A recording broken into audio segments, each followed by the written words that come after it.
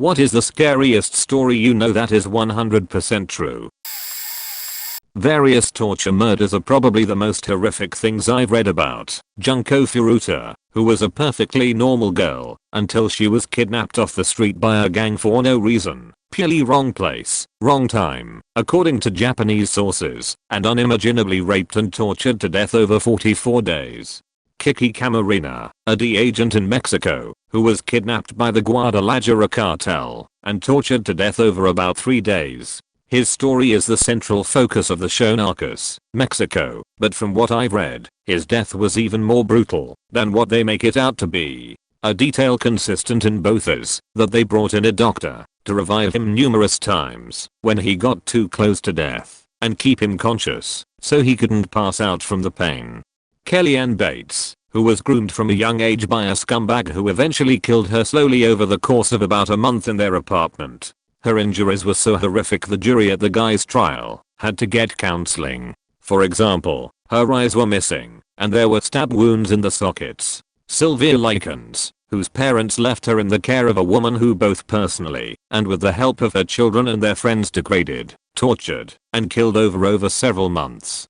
The Hello Kitty murder in China, where a man and his about 13-year-old girlfriend kidnapped a prostitute who had supposedly stolen from him, even though sources say she had paid him back with interest, tortured her to death, and then stuffed her corpse into a Hello Kitty toy. Baby Brianna, a newborn whose mother, father, and uncle tortured and raped her from the second they brought her home from the hospital until the second she died. Baby P, a British toddler whose mother let her boyfriend torture him to death. His back was broken in his last days of life. Honestly, there are just so many horrifically on par with each other, you could list them all day. A female friend in college disappeared from a party at another university in the city town 25-ish miles north of our school. She had arrived with another friend who I believe had driven. At some point she split off to play cornhole or something and was later inexplicably gone. Phone calls went to voicemail. Police were called, but she was simply missing.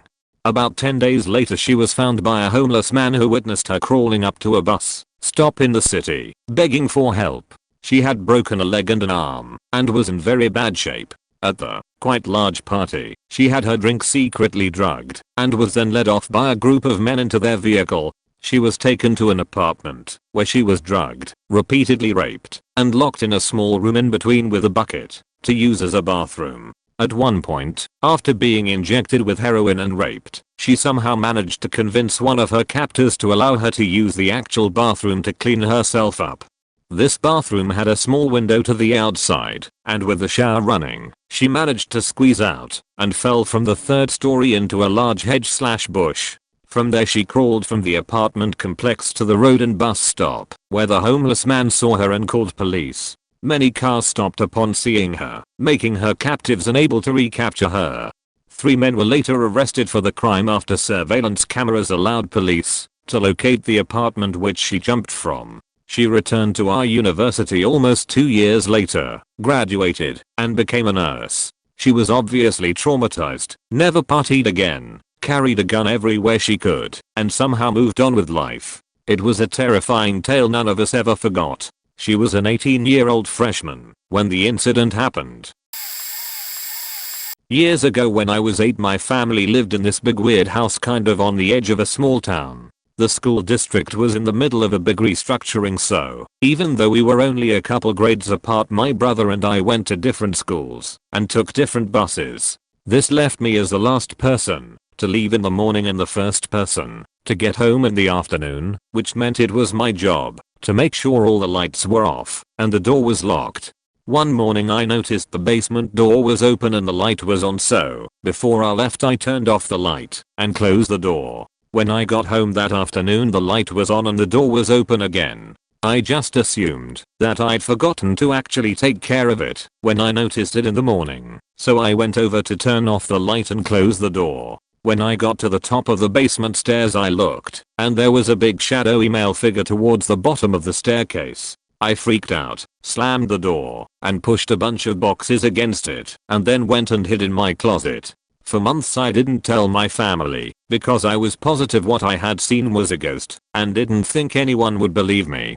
Then about a year after that incident, my mom and her boyfriend realized that small amounts of money had been going missing for months, totaling around $800-900, but never more than $60 at once. So we all walked around the house with flashlights trying to figure out how they could have gotten in.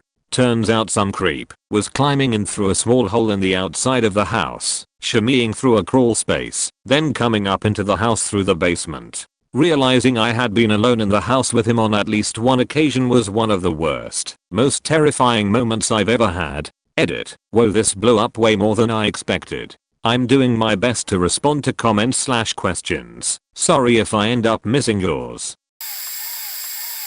Told this here before but once more. My friend had this neighbor who was a retired mechanic. They lived on some properties with large front lawns and long driveways. His neighbor had a couple derelict cars parked up near his garage that he took parts from occasionally. This neighbor of his started hearing noises while sitting in his living room, coming from his front yard. Every time he'd go to the window, there would be nothing there. He assumed it was a raccoon or a coyote or whatever. He kept hearing the noise, so he'd go outside to look around, but would find nothing. He'd put out traps and occasionally catch something, yet the noise persisted. Soon, he started claiming that he was hearing voices coming from the front yard, like whispering. He'd go outside and look around the perimeter of his property, but would find nothing. It was persistent, so he'd started calling the cops. Every time the cops came and looked around and would find nothing. So they told him he needed to stop calling them for this and perhaps get a security camera or whatever. So this guy thought he was losing his mind. One summer evening he couldn't sleep, so he went to the back patio to smoke a cigarette. Suddenly, he heard voices coming from the front of his house. He put his cig out and snuck around to the front and got there just in time to see the doors to his derelict conversion van silently shut. He ran back to the backyard and went inside his home and called the police to tell them what he had seen. The police arrived and approached cold, that is without lights/sirens, and when they approached the van, the doors swung open and a bunch of people ran out in every direction. Upon searching the van, the cops found syringes and paraphernalia and determined that people were shooting up in there. I'll tell you one that happened to me, or rather, I was witness to. One night, I was out at a bar with a friend I was visiting in New Rochelle, New York. We went outside for a cigarette, and a car came flying past the bar. The car burned through a red light and started going up this hill that was on a curve. We watched as he veered over the double yellow and smashed head on with another car coming from the other direction. Both cars' hind ends lifted up, then slammed down. The car that was driving correctly burst into flames. I ran inside and grabbed the fire extinguisher, then yelled to the bartender to call 911 and say there has been an accident. My friend, a few other patrons, and me ran to the cars. Now, I used to think this was a fictional trope, but I was pretty drunk before this happened, and I swear it sobered me up instantly. I tried spraying the fire, but it did nothing. The fumes and heat were awful, and all we could do was stand back. The worst part was, and this will haunt me forever, was that the woman in the burning car was screaming as she died. My god, it was the worst sound ever. The fire department came and put the fire out. The police took us back to the bar and took statements. I found out the next day in the news that the car that was not speeding was being driven by a young woman coming home late from work. She was a block away from home, and I think she was either newly married or a new mother. The rotten motherfucker driving the other car was some rich drunk cocksucker. He lost a leg, but otherwise was physically unharmed. I have no clue if he did time, as I'll have to go back home a day or so later. I'm trying to find a link for the news story, but I can't, as this was maybe 6 or 7 years back. I remember it being reported on Lohudden Channel 12 News. In the late 1950s, the Soviet Union spearheaded a campaign to convince the World Health Organization that smallpox could be eradicated. Smallpox is a highly contagious disease that is specific to humans. Insofar as we know, no other species on Earth can get or carry smallpox. In 1977, the last case of smallpox was identified and snuffed out. The disease was eradicated. However, rather than destroy the final genetic samples of the disease, the Cold War superpowers decided to store it. Some went to the Soviet Union and some went to the Centers for Disease Control in Atlanta, Georgia. The Soviets began a weaponization program. This means that they tried to make a stronger, more contagious, more lethal strain of smallpox. They tried to cross it with other diseases like Ebola, creating entirely artificial chimera diseases. They grew smallpox in the lab by the ton and kept it loaded, ready to be fired on missiles into the United States. But it's not a missile that's frightening. A single glass ampule of the stuff, smashed against the wall of a subway station in New York or Chicago or Tokyo, could spark a global outbreak. Very few people alive today have been vaccinated for smallpox, and there are but a scant few doses of vaccine available. In the event of an outbreak, our ability to manufacture vaccine would be rapidly outpaced. If the wrong person got their hands on the Soviet smallpox bioweapon, billions could die. Nuclear weapons are bad enough, but they, at least, require a general war to break out in order to bring about an end to human civilization. A smallpox bioweapon doesn't require a war, just one security breach. A bunch of girls in my friend group decided to have a night out and ended up at the local gay club. I can't remember why I didn't go, but I'm sort of glad I wasn't there. However, I also wish I had been, so I cold helped. Anyway, they noticed a girl on the dance floor who looked super out of place. She had sweat pants and a t-shirt on, and wasn't wearing makeup, and had her hair in a ponytail. She also had a backpack on. Basically, the exact opposite of typical club attire, and not at all what someone would usually wear to this place. They said that she seemed very dazed as well, and more importantly, there was a very large man grabbing her and grinding on her, and she was just kind of standing there letting it happen. One of my friends tried approaching her to ask if she was alright, but the guy spoke for her and insisted that he was her boyfriend and that she just had too much to drink, but that she was okay. Everyone was suspicious, but at that point there wasn't much else they could do, so they just kept an eye on the two of them. Eventually the guy left the dance floor to go to the bar, and my friend was able to talk to this girl again. She said that she was extremely out of it and that it seemed more likely that she had been drugged rather than just drunk. The girl managed to convey that she didn't know the man she was with and wanted to leave. So my friend grabbed her and made for the exit, but not before this guy came back.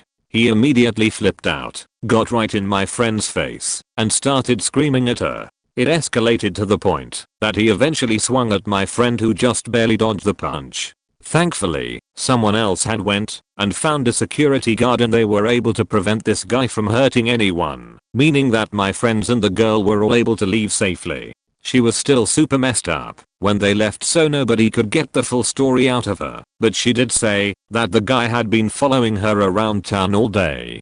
The really scary part is that the bar staff couldn't technically do anything other than throw this guy out after my friends had left. One of them called the cops and gave them a description of the guy, but they said they couldn't really do much other than be on the lookout for him. So chances are that he's still out there somewhere and may do this again. This happened about 9 years ago and isn't as interesting or dark as most of the comments on here, but hey ho. I've posted this before on another account, but I'll do it again anyway. Bear with me on it. I was an underground engineer working on large machinery miles underground at a mining site. My specific duties were keeping a large boiler running. We had more than a dozen, each with a few engineers assigned to specific ones in shifts. These things were on 24/7 as they provided power to not only the mining shafts, but the large town that was built underground to house all the miners and their families. We are probably taking 20,000 people here. Now these boilers were breaking down constantly, and if more than 4 went down at once, the power was cut to the town to keep the industrial sector powered.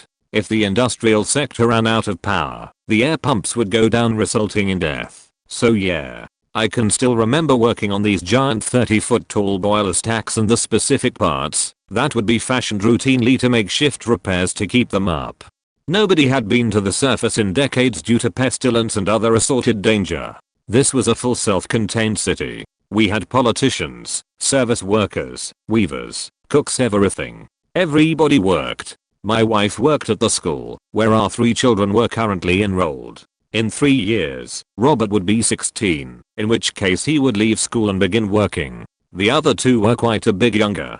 I can still remember almost every street, house and building in the city down to the smallest detail. I have memories of hundreds of people, faces, names, and personalities. I can picture how our small house was decorated and all the bits and bobs we had in it. I can see the children's tedders, blankets, and beds. Anyway, I was mid-30s at the time, so I had built up a life of experiences with these people.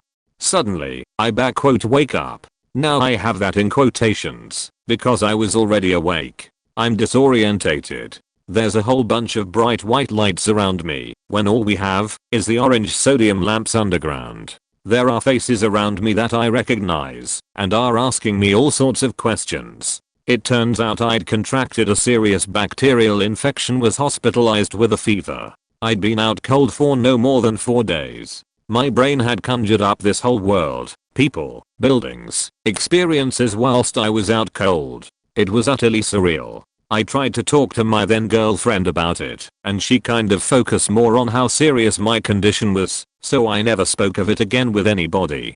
Now I'm sure a lot of people have these types of hallucinations. But this was so crazy real. It wasn't like I was seeing pink dragons in my bathtub. I had 30 years of memories in my head of a life I'd never lived. A wife, kids, friends, work colleagues. I could remember them all, but none of them existed. This realization threw me into a deep depression for a while. I'd omitted a whole bunch of detail from the story due to how, even 9 years later, it makes me feel somber. It scared me how my brain could conjure up something so real that wasn't.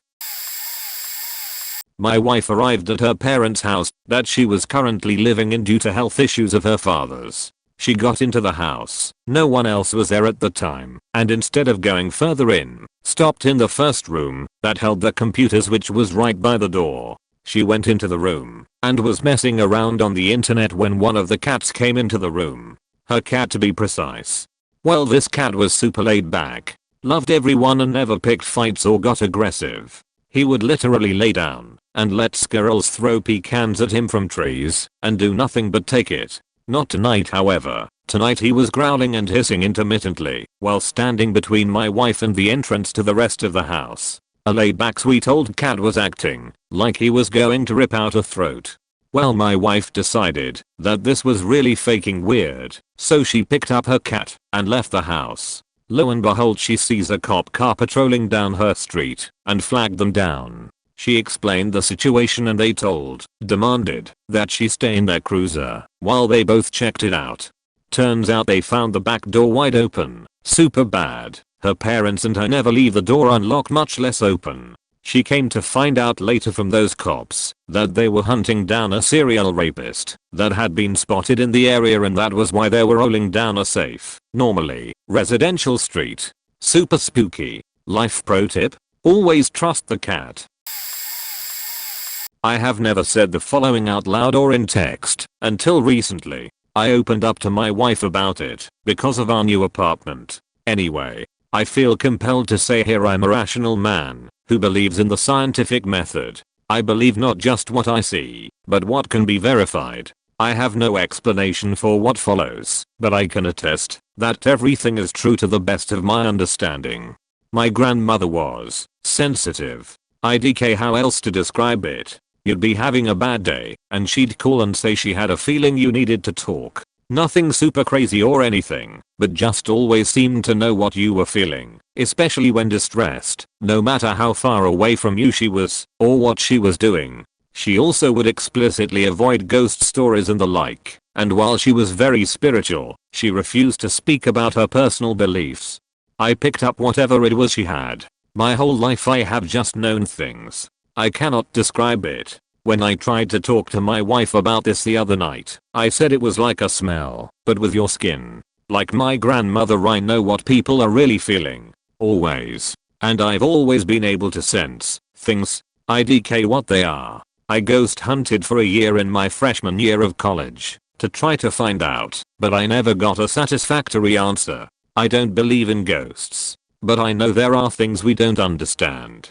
For example, growing up we lived in an old townhouse that was on the land of a man who was truly a monster. Lee Masters from Carroll County, Maryland. You can Google him if you'd like. He owned a ton of land and had a habit of running it like a tyrant. He would regularly rape his slaves, and when they would become pregnant he would burn them alive in the limestone furnace he had on his land. I lived on this land. I helped to work on the archaeological dig that eventually dug up the furnace, confirming the myths by finding the bones of his burnt slaves.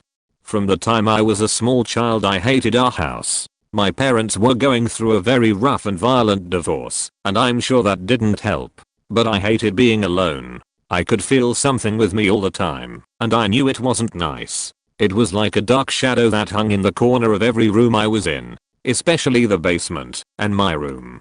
For the longest time, I thought it was just childish fear of the dark. But then I had a brother. He is not sensitive, but even he felt it. We would both hear footsteps, scratching at our bedroom door at night, heavy breathing. I would have a recurring dream every night of going to the top of the basement steps, jumping down into the darkness, landing, climbing back up, and doing it again. I have been unable to confirm from my parents if I actually did this, as I have been known to sleepwalk on occasion. But I was never hurt and these were tall stairs. So I'm inclined to think it was just a dream. But every night the same thing, down into the dark. To the point I started to lose sleep. It got worse as I got older. Lights would turn off and on. The TV would cut out for no reason, then back on when we got up to check it. Doors would open and close on themselves. I started to see actual shadows moving all the time out of the corner of my eye. Things would go missing and turn up in strange places or months later, as if they never had gone anywhere. I started to have the sensation at night that someone wanted to physically attack me. On one occasion, I remember having some sort of seizure. I think I was 9 or 10 at that point. I never spoke of this to anyone, except my brother. And eventually he told me to stop talking about it too. We did move eventually, but not because of this is what I mean. The further we got away from Lee Masters' land, the less bad things became. Our new house was across the city, still his land, but not his living property. For a while, we had the same. But it didn't feel as heavy at the new house, if that makes sense. Things would happen, but it was no longer a constant presence. At times these things would happen in front of other people. Lights turning off, and on and such. My one friend saw a shadow person with me. We were playing Age of Mythology in my basement and we both saw it move across the wall. I've never seen someone go so pale. Lol, it took him forever to come back to my house after that. Over time, the activity faded, especially as I moved further and further away from the Masters estate. I put these things out of my mind. Like I said, I'm a rational person. This sheet is crazy. To even type this makes me feel like a lunatic, because I mean come on. So I forgot about it. Occasionally my brother mentions how, since I moved out, things stopped happening, but mostly we just didn't talk about it. Recently, I got a job as a property manager. The woman before me died in the apartment I get to live in of an opioid overdose. She was here for 3 days, and her dog had to eat her face to survive. When we moved in I felt it again. The presence. Not as heavy, not the same, but something there. I put it out of my mind. I ghost hunted for a year. Again, I know the rules. Pay it no mind, and it will go away. The woman passed suddenly and violently. She probably was just hanging around to come to terms. My wife spoke to her. Told her thank you for the apartment and to move on. She did this without talking to me, and without me to her. I mean, what was I going to say? Honey, I can feel someone here. Ignore it until it goes away. She's my wife and I love her, but if she said that to me, would I buy it? Anyway, since then I have felt it more and more. I can see her. Never directly, but I get that smell with my skin every time she is in the room. I know what she looks like, even though I've never met her. She just comes and watches. But it's gotten stronger and stronger. I cannot explain it in words, but such a physically overpowering sensation on my skin. I had to tell my wife. I have not felt this since I was a child, and even then I figured it was all in my head. When I told my wife what I was feeling, she said the day that she spoke with the woman our dog started sniffing around like crazy. She eventually rooted out a plastic bag from under our heater. It was filled with bloody gauze pads. Probably the woman who lived here before us. She had an opioid addiction and would shoot heroin. These pads were probably what she used on her arm. My wife said she had independently been having the same feeling, that someone was around, and that's why she spoke to her in the first place. We've since gone on to ignore it. But what I can't ignore is what I feel. I think I have what my grandmother had, but I don't have a name for it or an explanation for what is going on. And that makes me feel afraid. I mean, is consciousness a natural phenomenon like radio waves, and our bodies just antennae that pick up specific frequencies for a time? Is her frequency still vibrating in this apartment?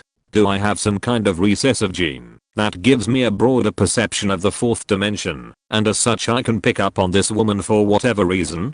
And why does it seem to be places where negative things happened? Why not positive things, like the spot where two people fell in love? I never get anything from stuff like that, not unless it's truly overpowering, in which case most folks pick up on it anyway. Boy howdy, this got long. But if you can't vent your insanity onto the internet, where can you? Also, all jokes aside, if anyone has any experience with this type of thing, please reach out to me. About 4 years ago, I was driving my friend home from an out-of-state karate tournament through the back roads of NC. I mean absolutely nothing but farmland and woods for miles. It was 2 AM, but it was a bright moon, so you could still see. I turned the corner and a car pulled onto the road behind me, no big deal, but then the car raced up to my bumper and stayed on my eyes for a couple miles. I figured they would pass me, but they never did. I wanted to go into law enforcement at the time, and my friend was a country girl, so we were both putting on brave faces, but honestly, both of us were terrified. I began taking turns and speeding 70, 80 plus mph on cracked concrete roads, hoping I didn't hit a deer, and the car behind me never let off and never passed me. We were scared, but time was very real to us, and this guy had been following us so closely and for so long that my nerves began to give out. We considered calling the cops, but we were so far out in an unfamiliar area, we had no idea if we could even reach a 911 dispatcher. After 45 minutes of literally speeding for our lives, we began to get close to her house, and I started theorizing what to do when this lunatic pulls into her very long, dark, woodsy driveway behind us. I told my friend I have an ice pick in the glove box and a pocket knife in my purse. We pull up to the last stop sign before her driveway, where the road also splits into 2 lanes, one going to my friend's house and one leading towards our hometown. The psycho car pulls into the turn lane beside me, heading towards town. As they slowly pulled up beside me, I really and truly thought I was about to get murdered. Then I noticed the writing on the car. It was a county sheriff's deputy. Fact, that deputy. Edit. If anyone has a good theory on why that cop did this, I'd appreciate it. I can't imagine for the life of me what his reason was besides being a faking sociopath. We were on family vacation in these beautiful lake cabins at this really fun campground we went every summer, and my mom, youngest brother, 4 at the time, and I, 5 at the time, went to the store to get food for the week, while my dad and older siblings unpacked and docked the boat, etc. The store was a good 30-minute drive into town, as the lake was far from everything, and it had started to rain on the way there. We arrived to the store and made a mad dash for the doors as it started to downpour. We grab a cart and start our shopping, and we were in the cereal aisle when it sounded like a train was approaching. My mom grabbed my brother and I and kind of jumped on top of us. We had no idea what was happening, and all of a sudden cereal boxes were flying everywhere. I remember hearing glass windows break and madness of the lights going out and food flying everywhere and hitting us. The entire cereal shelf fell backwards into the aisle behind us. A Ref 3 tornado had ripped right through the grocery store. It was a disaster. We were banged up and bruised. The store was a mess. People were injured, but luckily no one was seriously hurt or killed. Ambulances came, and we all had to get checked out. Our car somehow didn't have a scratch on it. At this point 2 hours had gone by, and we were cleared to leave and headed back to the lake. We pull in and jump out running toward the dock, and my mom was crying. She had held it together but just lost it at this point, and my dad and siblings were in the lake having had no idea what just happened. My dad sees my mom just bawling, and me and my brother were too, and comes running over as we are all trying to explain what had happened. We decided to stay as the lake was safe and had tornado shelters, and it did not rain once the entire week we were there. We had to go to a different town an hour away for provisions. My dad drove with my mom the next day to see the destruction, and the whole little town was destroyed. It was so sad. They did rebuild by the next summer. It was the scariest thing I've ever been in, and I've been terrified of storms since. My freshman year of college, I had a roommate that was really into drugs. He wouldn't do them in front of me and it never really affected me, so I never really had the guts to say anything about it. He would tell me that he was going fishing and would leave the room for about 30 minutes and then come back high out of his mind. The weirdest part was there was no place to fish within 30 miles, so I knew he wasn't fishing, but he still brought around his fishing rod for show. One day he told me he was going fishing with a few friends, and about 20 minutes later I heard pounding on my dorm door. He was laying on the floor unconscious with two guys who explained to me that they had to carry him back because he fell asleep. They left right after they dropped him on the floor and told me do not tell the pointer, the person that is in charge of the students on the dorm floor, because he was already on probation with the school. I dragged him into our room and managed to get him on the couch, still no signs of movement. I poured water on him and shook him to see if I could wake him up, but nothing worked. I finally called campus police and ran to get the rat to help with the situation. The police showed up and I explained to them that he was probably on drugs and that he was carried back to our room unconscious by some of his friends. The cops quickly realized that he did not have a pulse and attempted to resuscitate him. There must have been 8 people in our small living room trying to figure out a way to get him breathing. Finally they brought him back to life and he started punching the people around him. He was still really messed and up, looked at me and kept making a fist while shouting and swearing at everyone around him. The cops mentioned to me that if I hadn't moved as quick as I did, he surely would died that day. I will never forget the bloodshot look he gave me once he realized what was going on. He was kicked out of college and that was the last time I saw him. About 5 months after the incident I got a text from him saying I ruined his life and that I would pay for it. It's been 6 years and he didn't end up killing me or anything, so I think I'm in the clear. TLDR, college roommate went fishing with some friends and came back dead. Contacted the cops, which saved his life. Told me I would pay for calling the cops and helping him. This happened to me. I've shared this one before on Reddit and posting it here again. This is from the days when I used to live back home. I used to live in Karachi, Pakistan, but now moved to UK. We used to live very close to a CID, Police Investigation Department, aka Pakistani FBI, building which we all were unaware of and always thought it was just an ordinary government building till on 11th November 2010. On that day around evening time coming home from work, I thought I better hit the gym because they had a sauna, and after being tired from all day work that sounded like a good idea, which was hardly 0.3 miles away, so I decided to walk to the gym. I change quickly and leave for the gym and start walking towards the gym. This is almost, I've hardly walked like 10 minutes and I'm 0.1 miles away roughly, and all of a sudden for a nanosecond I feel that ground is shaking, and the next thing I hear is the loudest bang I've ever heard, followed by a pressure kick into my chest. Now to let you guys know, my both the ears started bleeding because the bang was so loud, and for the reference, the kick in the chest was as bad as Big Show wearing military boots and kicking you in the chest straight with full force. Next thing, I'm on the ground covering my ears because they are in agony and covered in dirt, trying to figure out what's happening. As I'm trying to figure out, I can see all the cars' alarms have gone off. Anything made up of glass has been shattered in roughly 1 to 2 miles area. I'm still trying to figure out what has happened, and I start smelling gunpowder and as if someone is making a BBQ and is being burnt. I will always remember that smell, which was something unsettling.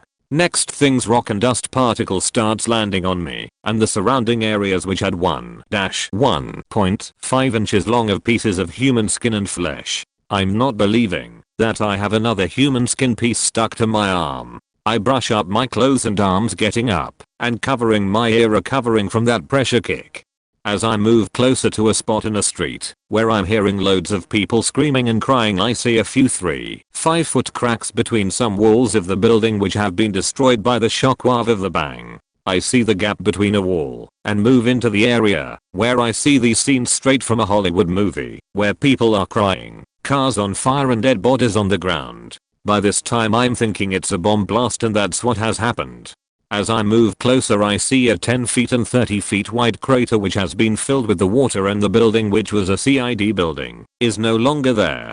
There are hundreds of people lying on the ground crying for help, as some of them don't even have legs or limbs, or some don't have their complete bottom. I'm still in a state of shock looking around, and I see a woman crying and hitting herself because she had her husband dead whose legs and torso was missing.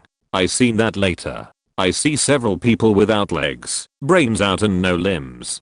One thing which haunted me for sure was a 18 to 20 years old guy who was dead and lying on the floor towards his chest on the floor with his neck turned towards me. I can still remember him looking straight into my eyes. His feet were flipped the other way around. After the police arrived and media arrived, I came back home after it got crowded. After I came home after the dusk every day, I would see that 18-20 years old boy standing and staring into my eyes. I would wake up screaming throughout the night and see that guy standing at the doorway just staring at me. For 2 to 3 weeks I would see this guy regularly during midnight standing in my hallway staring through my soul. I still remember that guy's face and the shockwave and the sound of the blast. P.S. To this day even the slightest bang or even a loud music drops freaks me out, sometimes reminding me of that shockwave.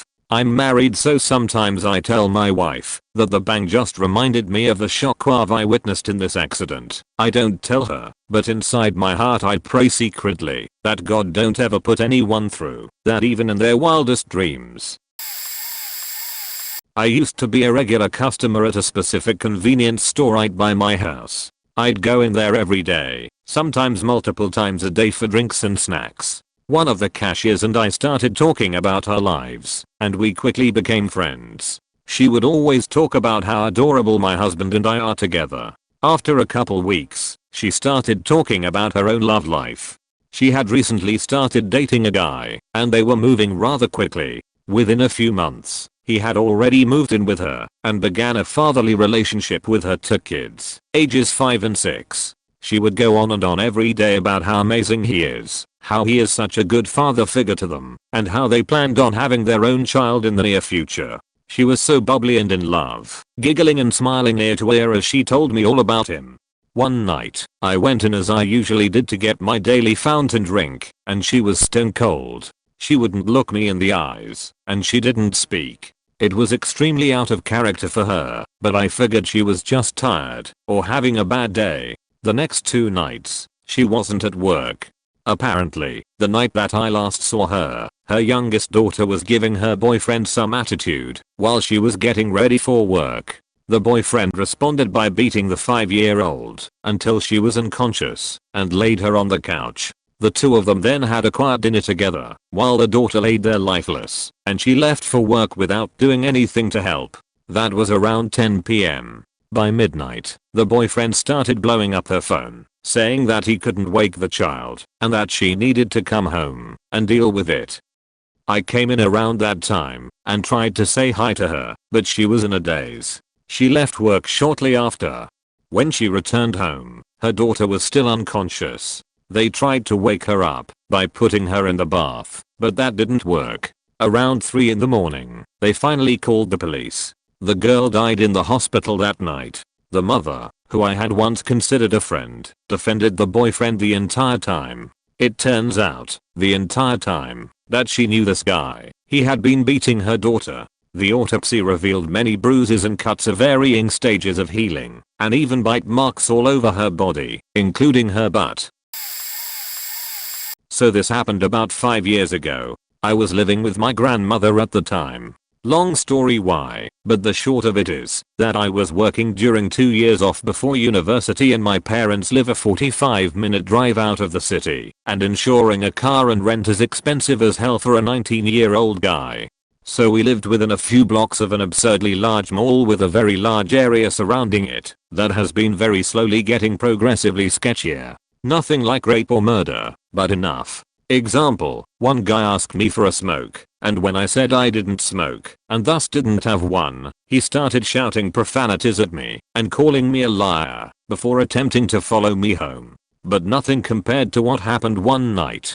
My grandma and I were both about to go to bed when there was a knock at the door. Now my grandmother had dementia, and despite the fact that she's super smart and could hide it insanely well, she did some really odd things and was really paranoid. Paranoid enough to make it less of a pain to look out the window to see who it was than to remove the meticulously placed noise barricades from the door and check the peephole. Turns out, some weird woman was crouching down in front of the door with a large blunt weapon. I'm not sure what it was, but it was similar to a baseball bat. My bedroom was right next to the front door with a window near the ground. It opened outwards from the bottom from a crank, which meant it didn't open very much. The woman tried to force her way in through the window. My grandmother was terrified, but dementia works both ways. It took me 30 seconds to get her to stop trying to approach the woman and get her into her bedroom across the hall. I told her to lock the door and called the police. The woman kept whispering that she was cold and wanted to come inside and sleep. It took me yelling that I would cut her hand off if she didn't retract it to get her to go away, and she still sulked around the house for an hour after that, trying all the windows. My grandmother did in fact call the police, but they never came.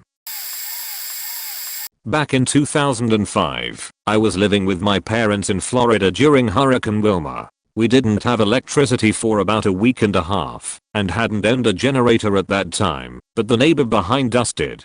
The back of their house faced the back of ours, and I remember my father talking to the man of the house over the fence the second night without power. It was a little eerie that all of the lights were out in all the surrounding houses except for theirs and one other house. They invited my father, my mother and I over for dinner, since they had a workable stove, etc. They were a great family.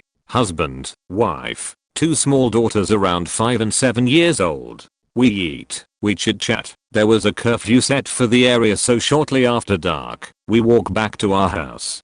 About 2 or so hours later, my parents and I are sitting in the den of our house talking about nothing and listening to updates over the radio when my dad looks out the window and sees a male figure in the neighbor's backyard. So he calls their cell phone and the wife answers. My dad asks if her husband lost something in the back and tells her that he has several flashlights if he needs help. I remember her making like a weird startled noise through the phone, and then you could hear a male voice in the background. Turns out shortly after my father called, the neighbors ran towards the back of the house into the daughter's room, where the 2 girls were getting ready for bed, and they saw a man looking into the bedroom window. He darted away, but the neighbors said you could clearly see his pants were partially down. The man was reported after the incident, but he was a neighbor that lived like 2 or 3 houses down from mine. All through grade school and middle school, I walked home from the bus stop every afternoon past his house, and he was always outside and always said hi to me. It just makes me nauseous to think about because, when I was younger, I always slept with the window curtain open. The June 2017 Big Bend Power Station deaths: 5 men burned to death inside of a coal boiler. Burning coal isn't clean, big surprise, and it leaves behind a bunch of crap. The solid crap is called slag, and it's a mix of a bunch of garbage that you get when you burn anything. Ashes, impurities, and stuff that's oxidized all mixed together in a hot slurry. Basically lava. In a coal plant, slag is supposed to drop out of the chamber you burn your coal in and into a large tank of water, where it is cooled into what is basically sand. There is a drain at the top and bottom of the cooling chamber. Sometimes that slag gets stuck at the drains and forms a plug. According to Tampa Electric Company, TECO, rules, when that happens, you shut off the clogged unit, wait for it to cool, and then send guys in to break the plug out. Big Bend Power Station did not shut off and cool Unit 2 when the top and bottom drains clogged. Instead, 6 guys went in to unclog the tank while it still contained molten slag. Predictably, when the clogged top burst part way through unclogging the bottom drain, molten slag came pouring down on the 6 men. 5 of them burned to death or were fatally injured, covered in essentially lava. Christopher Irving, senior plant manager; Michael McCourt, contracted worker; Antonio Navarrete, contracted worker; Frank Lee Jones, contracted worker. and Armando J. Perez contracted worker. Gary Marine Jr. was the only person to survive. These men were burned/drowned in thousands of gallons of molten slag. Antonio Navarrete, who died of his injuries in a hospital, called his mother during the incident and said, "Mom, help me. Mom, I'm burning. Call the cops." In 1997, a similar accident happened at one of TECO's plants, which prompted them to disallow performing maintenance on an active unit. Later, in October 2017, 2 more workers were injured at the plant by a column of water from a leak in Unit 3's cooling system.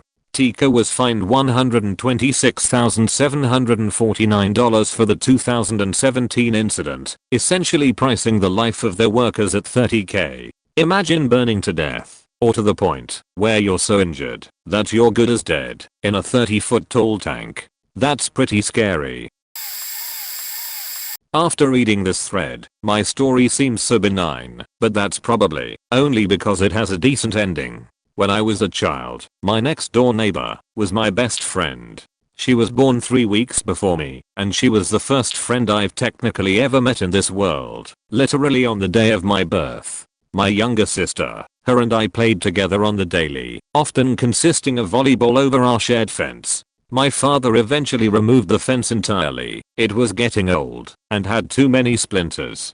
On this particular day, we were playing volleyball over our newly "invisible fence." All 3 of us, around age 9 at the time, were outside with no visible parents in sight, and certainly no fences to keep us shielded from the road. I watched a tan sedan circle our block 3 times in a row, slowing down and quite obviously braking in front of our houses. It was stupidly obvious, since my entire neighborhood consisted of all one-way streets. On the 3rd circle, I noticed the driver leaning incredibly far over into the empty passenger seat to stare at all of us before quickly speeding off again. I went inside to tell my mother, because it all felt weird. She thanked me and told me I was free to return outside to play. She moved herself from the kitchen to the living room, where our big picture window overlooking the yard was. This may have saved my best friend's life. He returned for a 4th circle around our block, but this time, parked his car in the road, left his passenger door open, and walked slowly up to my BFF. He mumbled a question quietly, asking for directions or something. She couldn't hear him, so she took a step or 2 closer, and so did he. He was slightly louder, but his words still incomprehensible. That's when my mom noticed, ran out screaming at him to get the fuck back into his car, and get the fuck out of our neighborhood. She ran past all 3 of us, and followed him into and up the road, all while dialing 911. Turns out the sick fuck was a registered child sex offender, and had also been circling the neighborhood watching an entirely separate group of children. The story of Colleen Stan, the girl who lived in a box. In 1977, 20-year-old Colleen Stan wanted to hitchhike from Oregon to California. She was an expert hitchhiker, and could tell if someone was bad news one unfortunate day. She had already turned down 2 rides, and decided to take one in a blue van, which had a man, his wife and their baby on board. Sounds safe enough, right? What could go wrong? Everything for Colleen. The man was Cameron Hooker, 23, with wife, Janice, who was 19. They were actively looking to kidnap a hitchhiker. Cameron had a bondage fantasy Janice couldn't fulfill, so she agreed he could kidnap and keep someone else. To make a long story short, he tied her up and raped her viciously.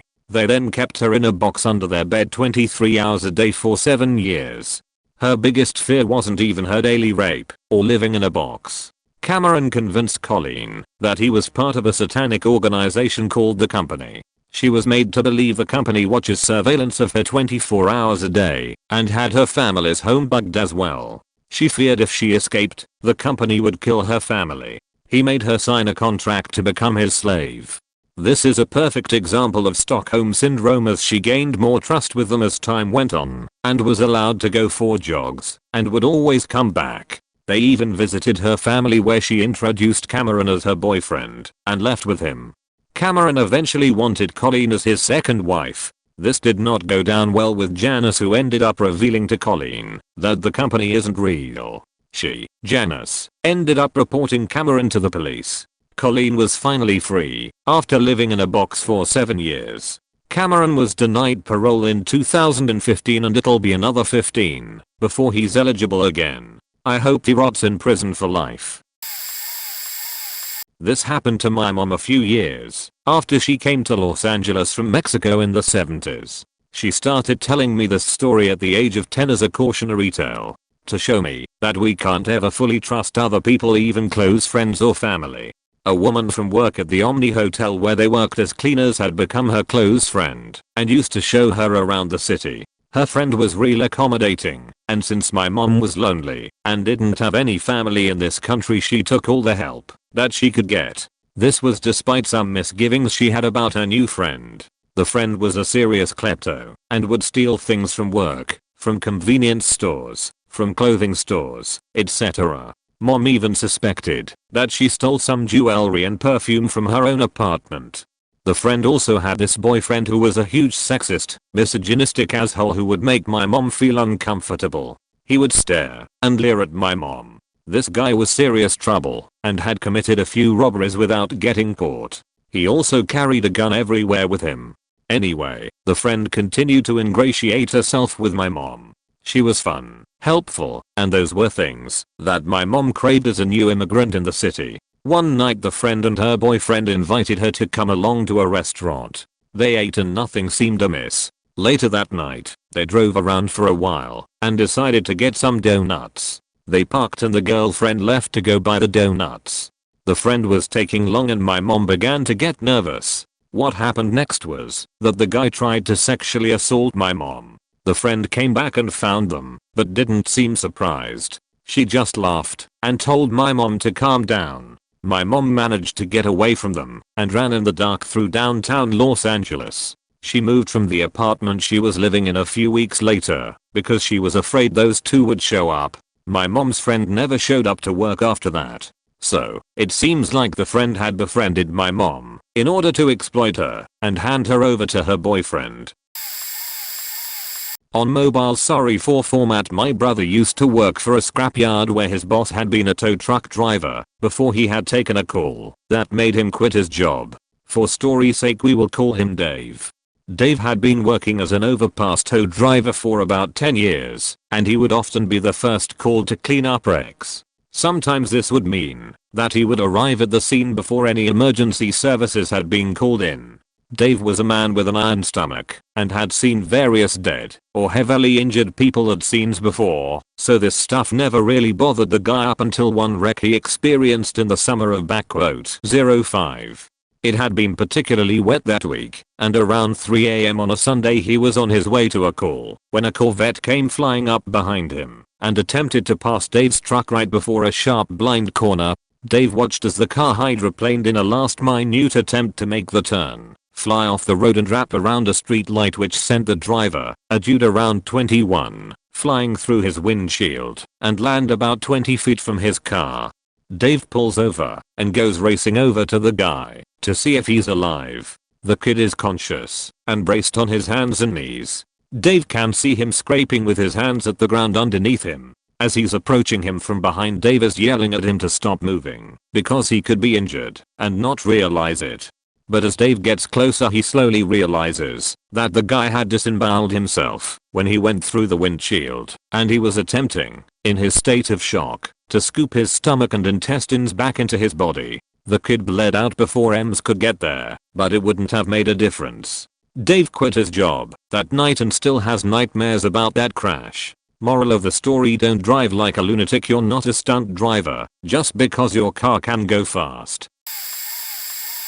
My best friend's dad, let's call him Albert, and his 4 friends decided to go camping in the Sequoia National Park years ago before my friend was born. They were known psychonauts and each took 2 tabs of acid that night. If you don't know about sequoia trees, holy shit, they're massive, 350 feet tall and arguably the largest living species on the planet according to Wikipedia at least. They can be older than 3,000 years old and have 100-foot wide root systems connecting them together. Albert and company set up camp inside a hollowed out fallen sequoia corpse that the park rangers somewhat maintained to be nice-ish. You could drive 3 double-decker buses next to each other through the hollowed inside of this tree, and on one end of the roof had a big hole in it so you could light a fire below. So they light a fire, take the acid, hang out, and stargaze through the hole above them inside this massive faking tree that quickly became known as Home Tree.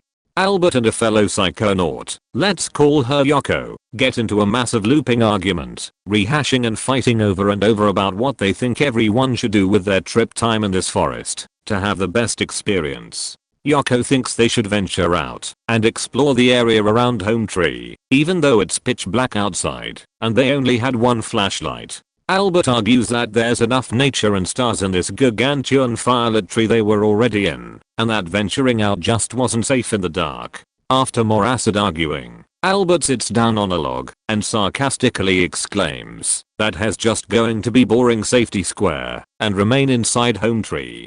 Yoko retorted back with something that no one was able to hear as nature decided to settle the quarrel once and for all.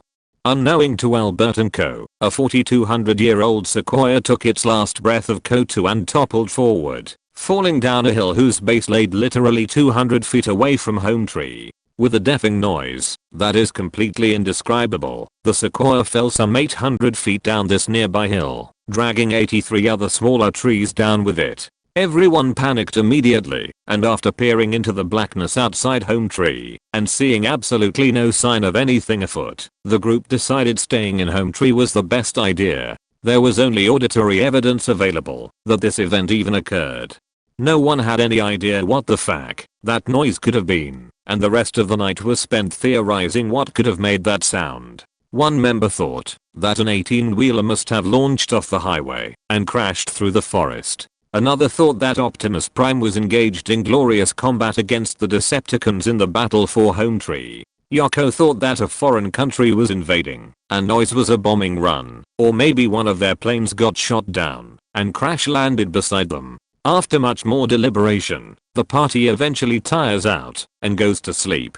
Albert is awoken to what he specifically states was 100 chainsaws. He didn't know how the first one didn't wake him up, but when he peered outside Home Tree, the sight of the carnage hit him full on. It was total devastation, and it missed Home Tree by a distance he could throw a rock. There were hundreds of men with chainsaws, hard at work chopping up the fallen trees and hauling them off to be used in the real world. The fact they got there the next day blew Albert's mind.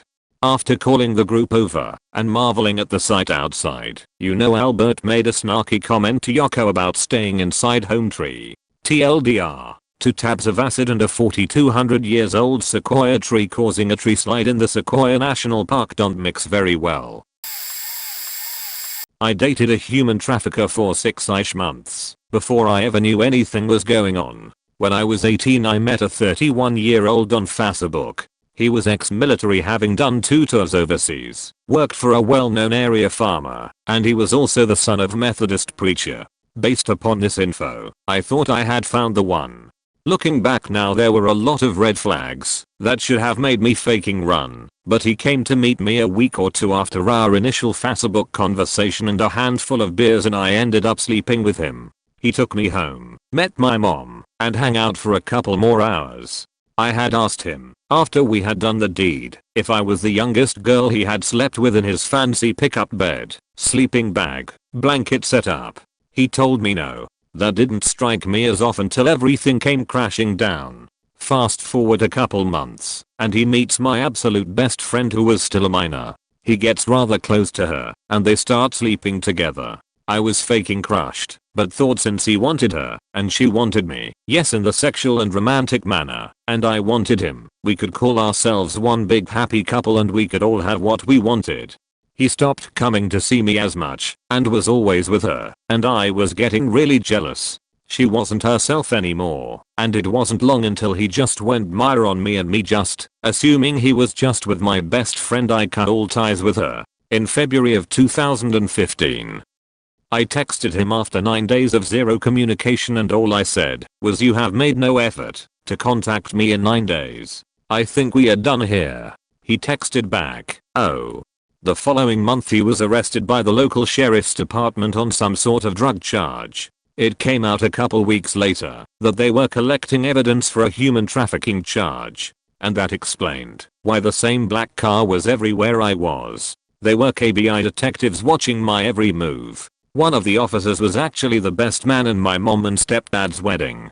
My boyfriend took a plea bargain and is now in prison on charges of distribution and production of child pornography despite the fact he himself was keeping 5 girls right around my age, locked in an abandoned barn in the dead of winter. I also learned just in the past year that he had been shooting my best friend up. She left after everything happened and went to a home for human trafficking victims where she stayed until she turned 18. And sneaking men through her bedroom window to have sex with her while she was out of her mind. She never told me because she knew I loved him and didn't want to hurt me.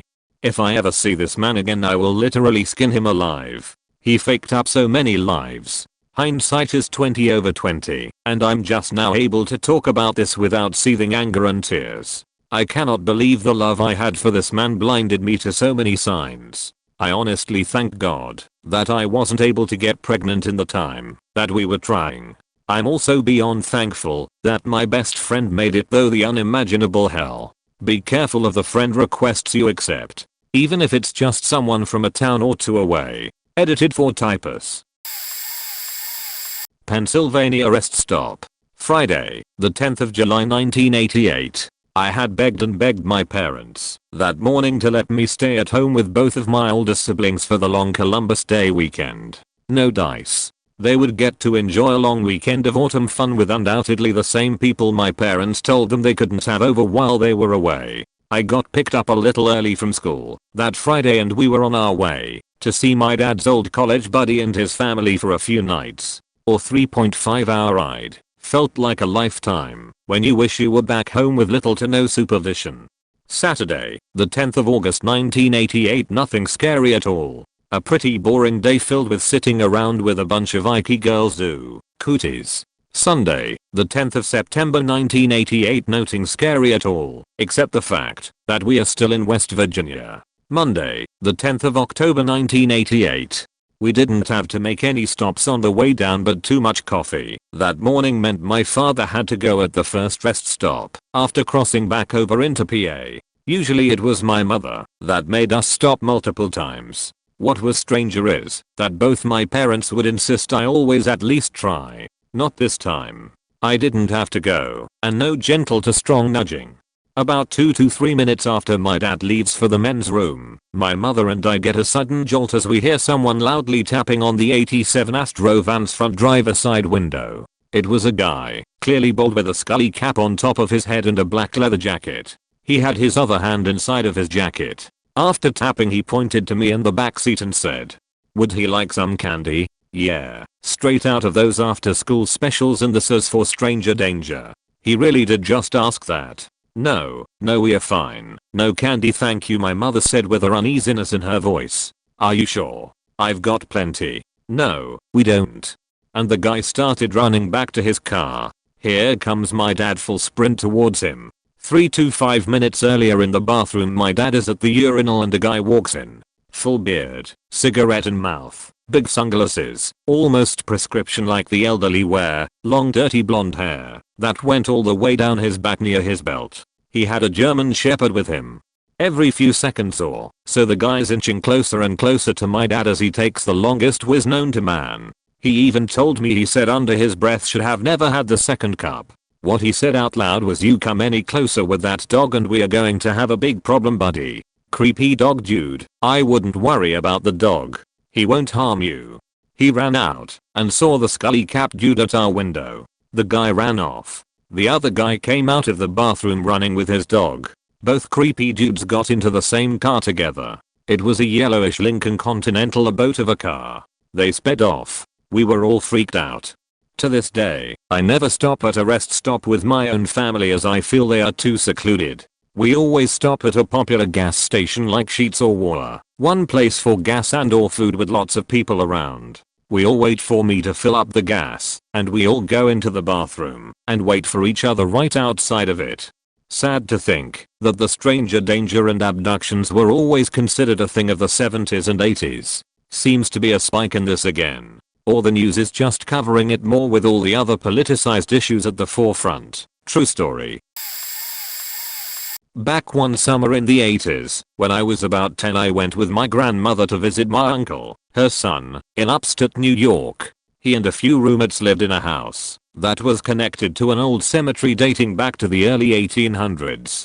On the porch they had one of those cool wicker domed swinging chairs, and I would swing in it and read comic books while it was just my grandmother and I at the house and everyone else was at work. One day through the screen door I see a guy wearing a black and red flannel shirt with thick black hair and a beard sitting on the couch. I don't know who he is, but figured it was a roommate I hadn't met or a friend that stopped by. There always seemed to be someone new coming around.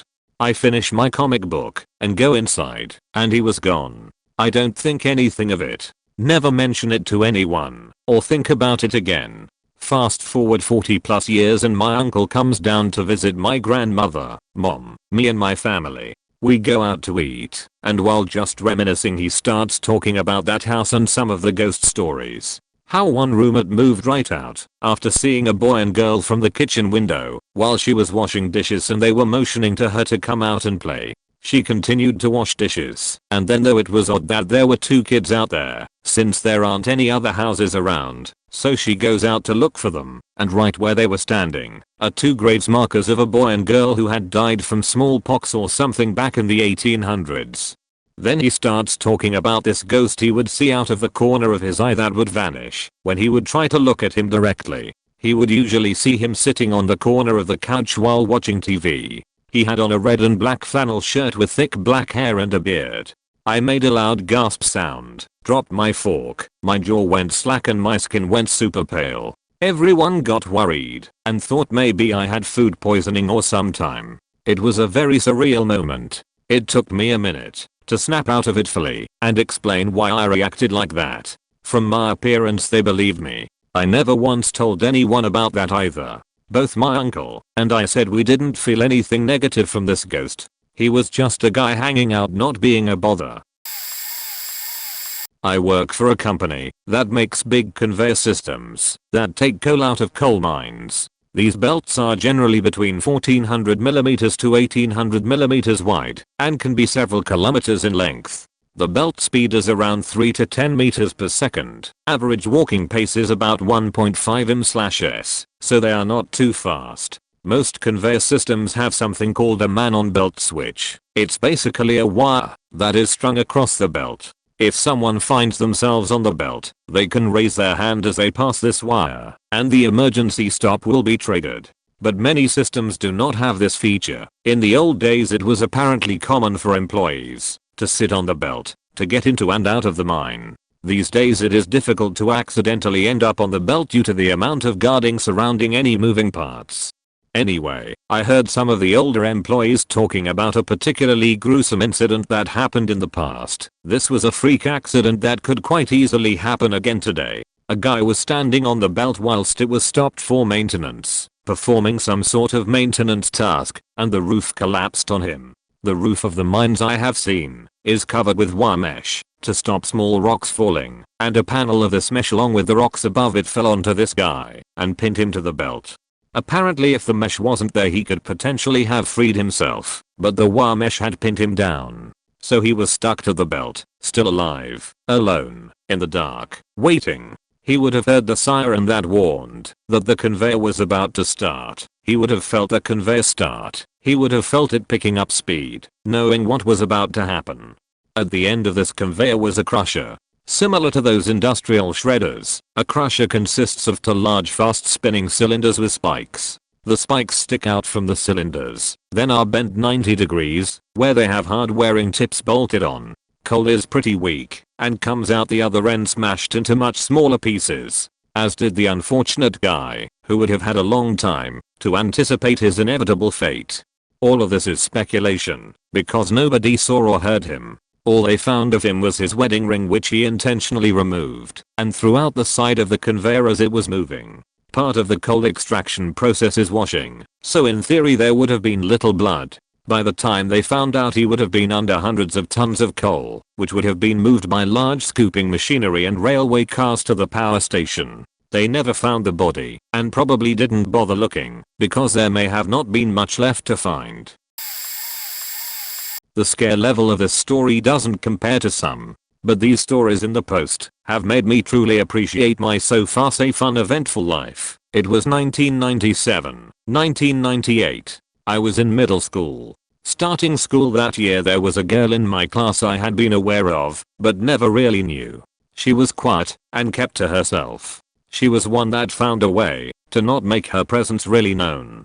So, like often can happen in the weird social structure of early teenage years, some classmates were mean to this girl. She didn't really have friends, so she was an easy target for someone trying to feel better about themselves. It's always made me extremely uncomfortable when the innocent are treated poorly, and I'm naturally a kind person. I started talking with this girl. She never became a close friend, but we would pass notes and even occasionally talk on the phone. We never hung out outside of school. 1. We weren't really that close. 2. Come to find during our conversations her parents didn't let her outside of the house except for school and church. I never met her parents, but it was clear they were very devout religious folks. She never went into detail, but would mention how she wasn't allowed to wear certain clothes, wear any makeup, or attend social functions. I thought it was a bit off, and I felt bad for her. Simply chalked it up to her religion and conservative parents. I once offered to drop off schoolwork at her home after she missed a couple days. She said in almost a panicky way, no, I'm not allowed to have people over that my parents don't know. I passed her house usually a few times a week as they lived off one of the main roads in our city. I noticed it always looked almost vacant. No one ever outside puttering around. The garage was never open. No cars in the driveway. No warm light glow through their dark windows in the evenings. It was almost summer and we didn't have much of the school year left. One morning we walked into our classroom and our normal bubbly smiling teacher looked solemn and serious. Next to her stood the school counselor. They informed us this girl had passed away. Not going into any detail, they alluded to suicide. The class reacted with disbelief and blank stares. Suicide was uncommon at that time, especially in my city.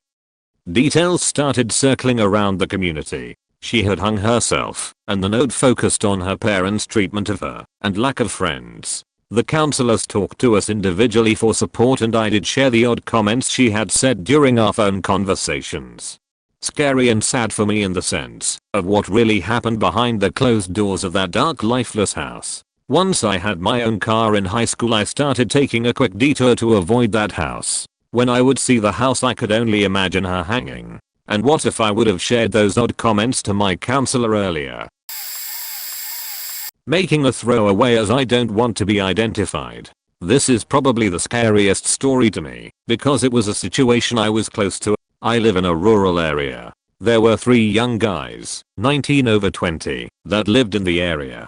2 were first cousins. The 3 of them were out drinking in the town nearby. The 2 cousins decided to go home earlier than the 3rd guy. They were all staying at another friend's house. For some reason, whether it was a phone call from the 3rd guy or what, the 2 decided they'd drive to the closest point of town, where it was still fairly rural and there wouldn't be police, since they had been drinking, and pick him up.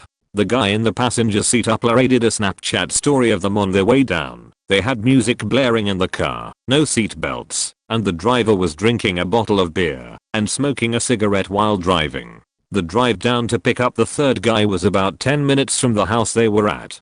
They picked him up and started making their way back home. The driver was speeding, and that combined with the alcohol, he ended up losing control and driving straight on into a concrete wall. The guy in the passenger seat died on impact, going through the windscreen. The driver, I believe, was resuscitated at the scene, and the guy in the back seat was breathing but not conscious. The parents of both were told there was no hope for either of their sons. The driver was found to be brain dead, and the guy in the back seat, they said his brain bleed was so severe they couldn't assess the damage, but with an injury that bad he would most likely die, or if he did survive, be a total vegetable.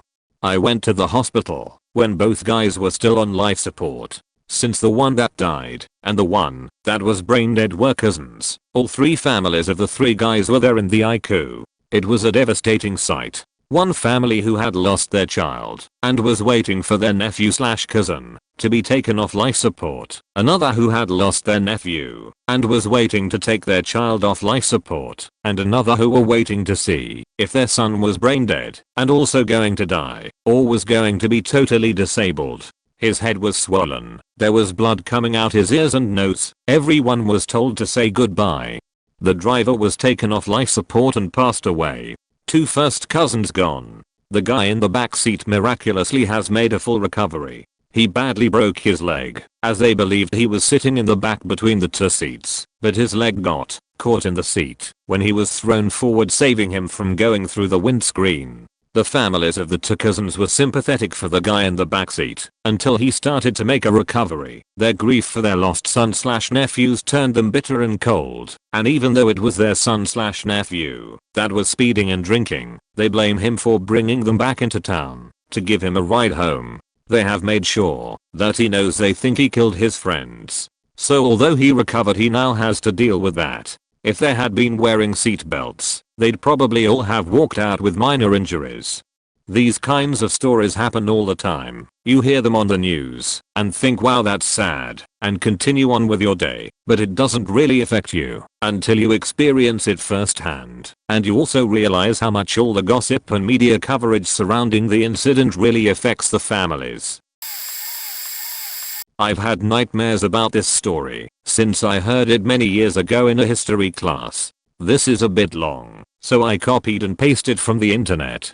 Credit to G. Jones. Mary Turner was a 19-year-old black woman born in 1899 to Perry Graham and Elizabeth Johnson in Brooks County, Georgia. When Turner was 8 months pregnant, she was murdered after she publicly denounced the unlawful extrajudicial killing of her husband, Hazel Turner.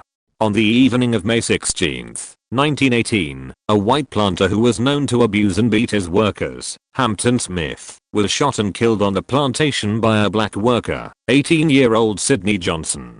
Smith resolved the labor shortage through the use of convict labor, paid Johnson's $30 fine. Johnson had been convicted of playing dice and forced him to work on his plantation. Johnson had been beaten several times by Smith. Even days before Smith's death, he was beaten severely by Smith for refusing to work while he was sick. Smith also had a long history with Mary Turner and her husband. Turner's husband had been sentenced to the chain gang when he threatened Smith for beating Mary. Smith's murder was followed by a week-long mob-driven manhunt in which at least 13 people were killed. Among those killed was Mary's husband, Hayes Turner, who was seized from custody after his arrest on the morning of May 18, 1918, and lynched. Mary became distraught after the murder of her husband. She denied that her husband had been involved in Smith's killing, publicly opposed her husband's murder, and threatened to have members of the mob arrested. The mob then turned against her, determined to teach her a lesson. She was able to flee, but the mob found her and took her to Folsom Bridge, where they hung her upside down from a tree, doused her in gasoline and motor oil, and set her on fire. While Turner was still alive, a member of the mob split her abdomen open with a knife. Her unborn child fell on the ground, where it cried, before it was stomped on and crushed. Finally, Turner's body was riddled with hundreds of bullets. Mary Turner and her child were cut down and buried near the tree. A whiskey bottle marked the grave. The murders of Hayes and Mary Turner caused a brief national outcry. Following the lynchings, more black residents fled the area, despite threats against the lives of anyone who tried to leave. I just totally froze. I'm not a confrontational guy, and have lived a admittedly sheltered life. As seconds passed, his grip tightened until somebody was approaching on the pavement across the street and the grip around my arm was loosened. I took the opportunity and ran for it. I feel ashamed that I didn't do anything, just taking the verbal assault and having somebody handle me. I just ran away. I did not know what would have happened if I didn't.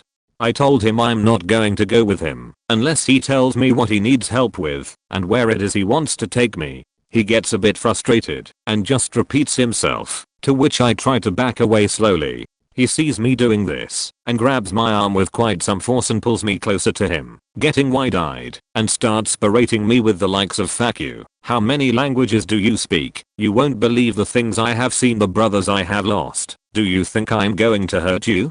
We reached a street corner that was about a minute from my front door, where we heard a guy call to us from behind us looking for some assistance. He was on a bright yellow bike, wearing not jacket, and had some slight mud splatters on his face and arms, and looking rather drenched. I, rather foolishly, stopped and asked what he needs help with. He responds with please, you must come with me. I asked again what he needs help with, and I get the same line again. This happened a few years ago, and I'm not too certain what this guy wanted, but it sure did highlight how dumb I am. Some of the details are a wee bit muddy, but hopefully memory serves me correctly. I was hanging with a buddy who lived 5 minutes round the corner from where I stay, and I tend to talk to him for way too long. This one evening I was there until about 1 AM, and we decided to call it a night, and made my way home through the evening rain.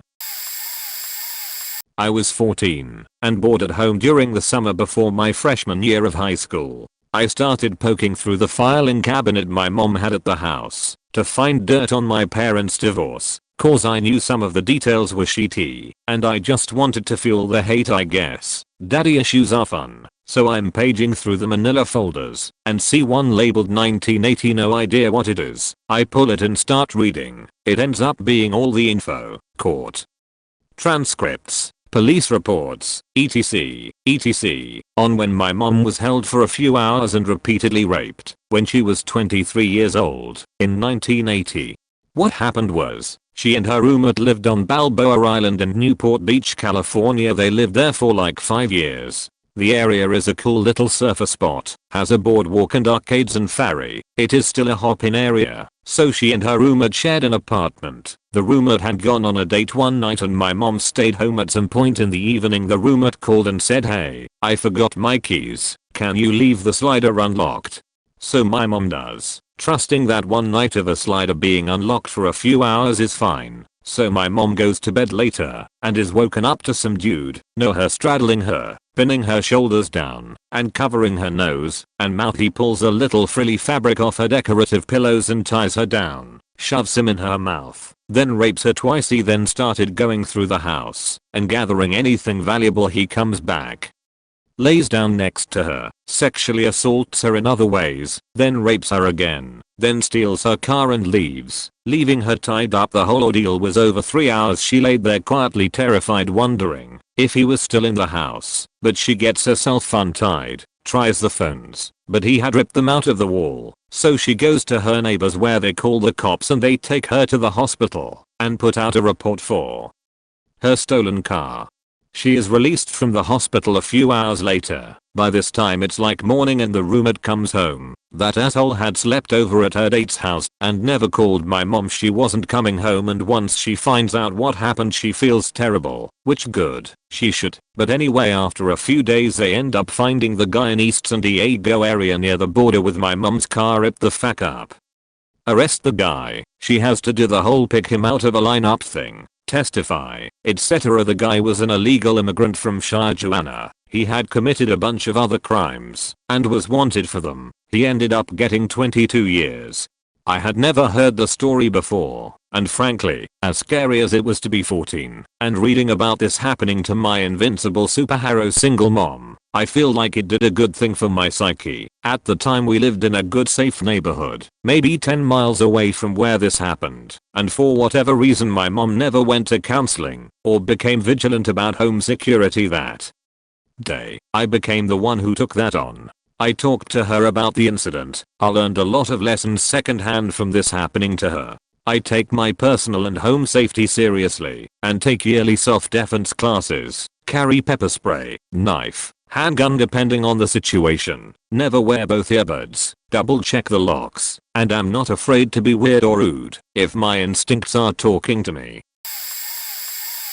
A hometown story that pretty much my entire country grew up hearing about it, using it as a warning type story to kids. People would come to schools and talk about it.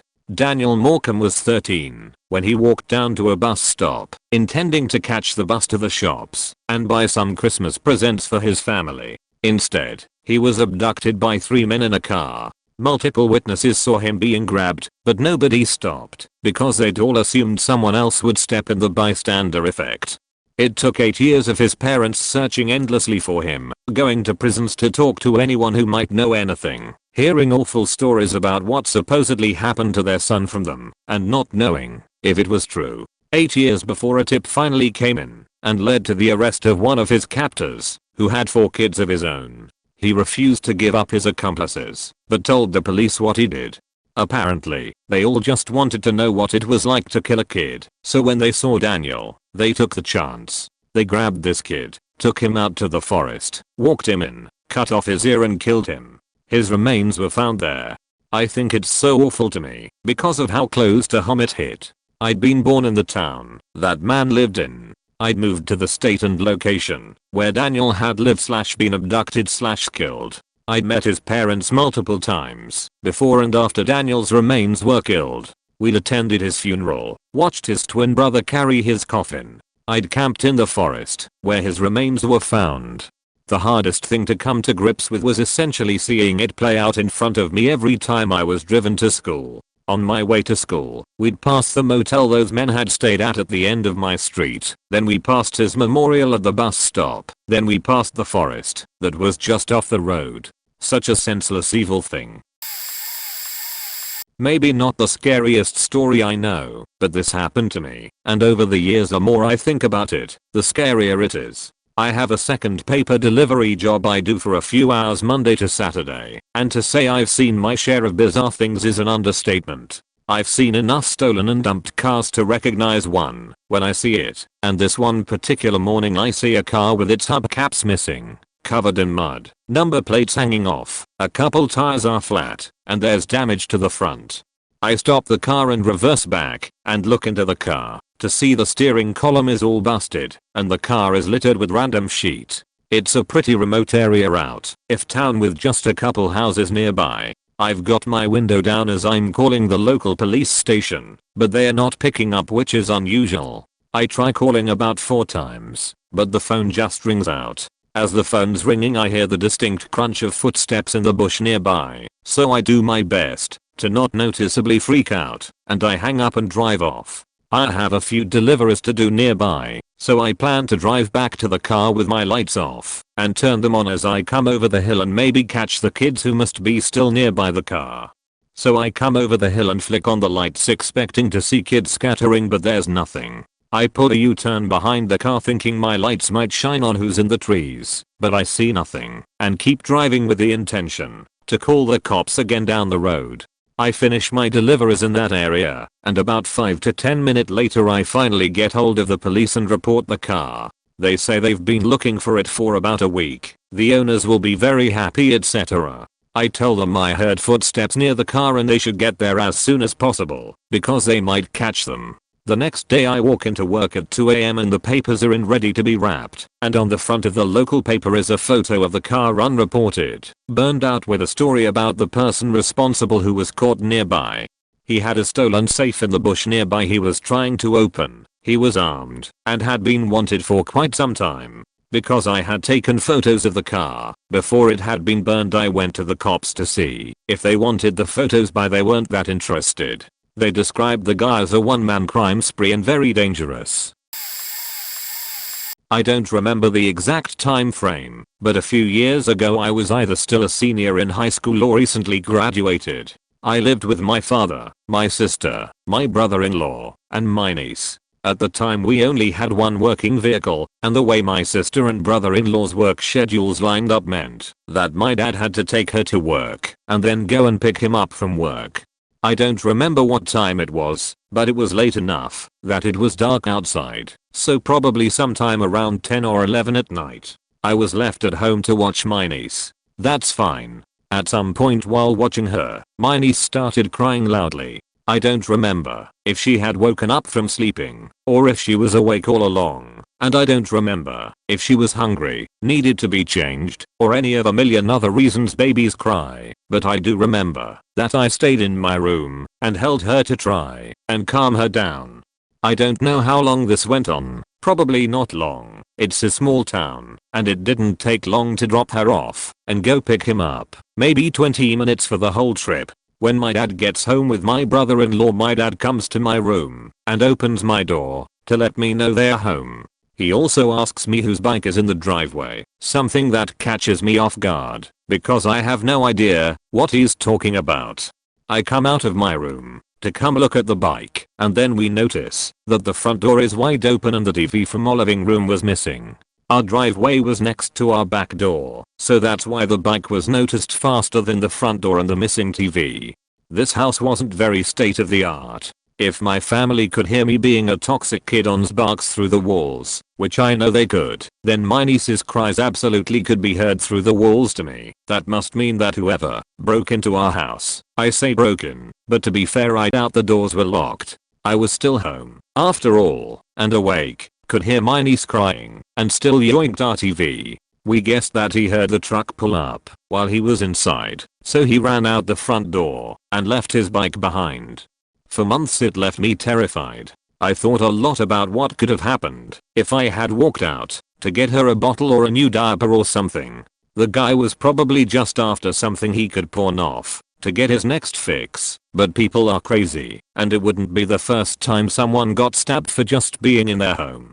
It faked with me for a while, and anytime I'd pass a door that was unlocked I would relock it, regardless of time of day or how many other people were around. Everyone else was mostly in agreement to keep the doors locked most of the time, but I took it to a new level. I would always check the front and back door to make sure they were locked anytime I left my room. I never really got over it. The only thing that stops me from incessantly locking the doors now is the fact that I live 20 minutes from civilization. That doesn't stop me from thinking about it from time to time, though.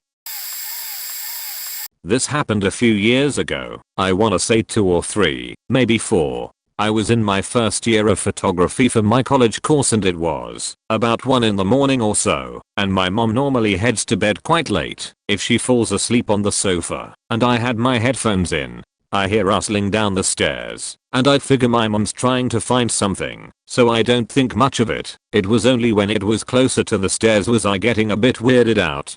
My dad's going to the bathroom and asks if I'm in my room, which I confirm, so we both sprint downstairs. Turns out someone had pried one of the windows open and broken. My mom headed upstairs at about 12, so the guy must have waited until my mom went to bed.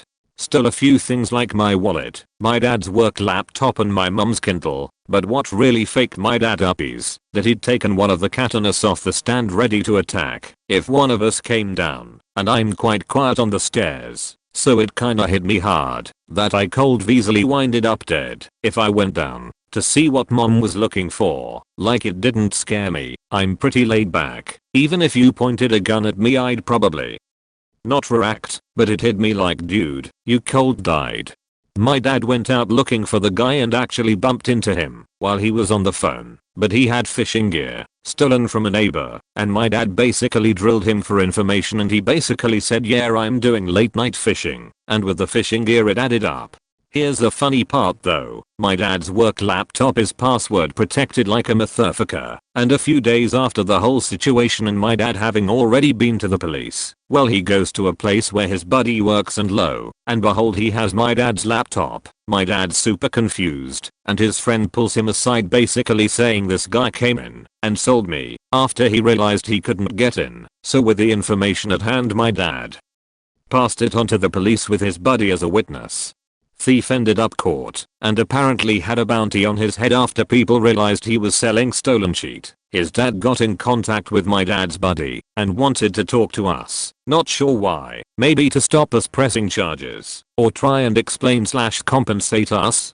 Don't really care to be honest, but he refused because he doesn't have the right to say yeah this is where they live, go for it, and I'm pretty sure my dad would have ended up murdering the guy. Apparently he tried offing himself in prison because of the bounty. I've no idea if he's still in prison or been released.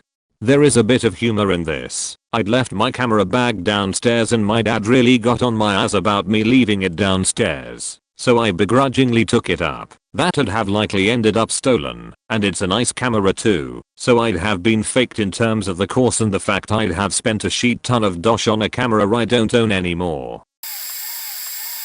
Well, this is maybe the third time I try to tell this story, but at this date nobody ever read my comments. Ever. I was a murder witness at 16. Somebody told me he did it, and the date was April 1st. Later on I was called in by the police to talk on the bureau.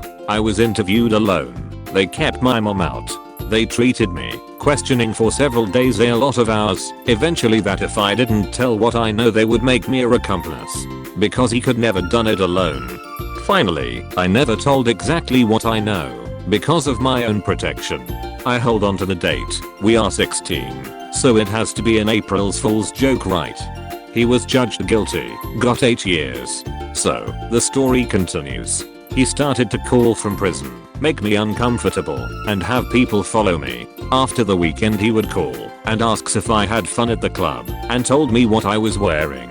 I was too embarrassed to talk to anybody about it, and too shameful that he read my reports from the investigation. I felt guilty, so didn't talk about this to anyone.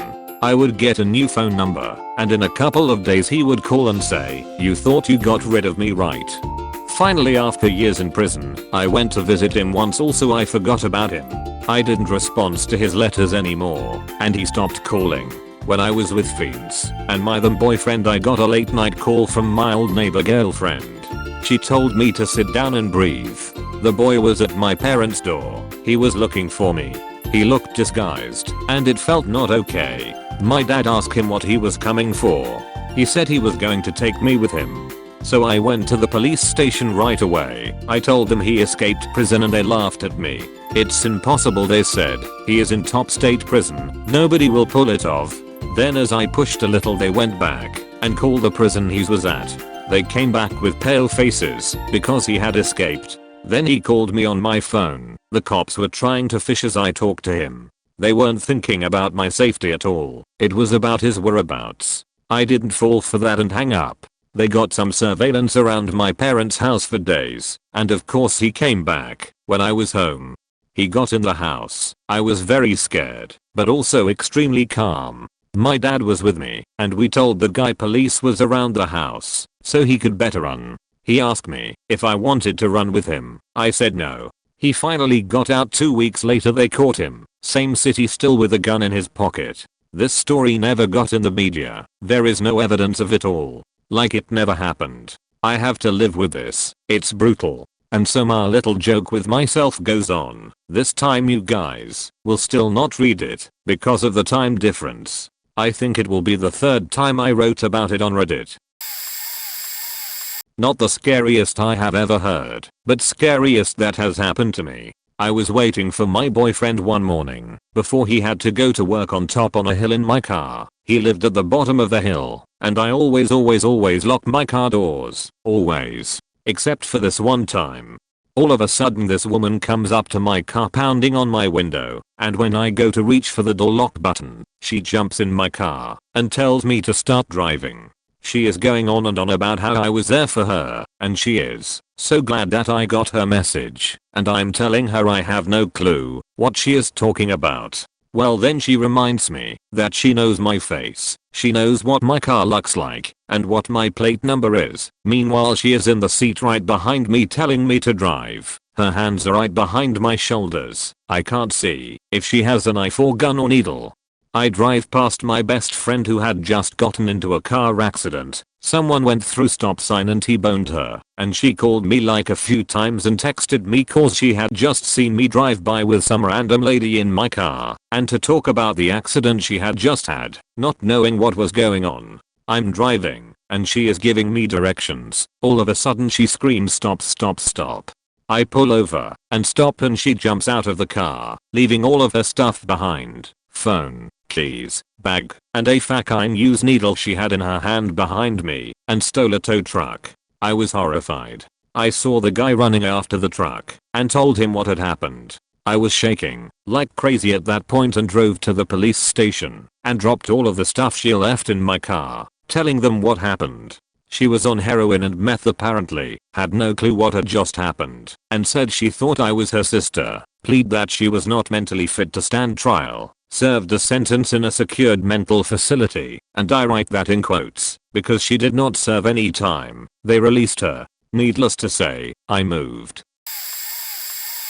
Well, back in the day I was staying up late watching cold case files, and I heard one story on there that I never forgot. There was this lady named the Sanor. She had 3 daughters and perhaps 2 sons. She was an abusive mother all around, but she treated the 2 very differently. As her daughters got older, this began to get jealous of them and would beat them more. I don't remember how she killed her oldest daughter. The second one she absolutely tortured, starved her, beat her, chained her naked to the kitchen table, fed her horrible things, lard, vomit, wouldn't let her go to the bathroom.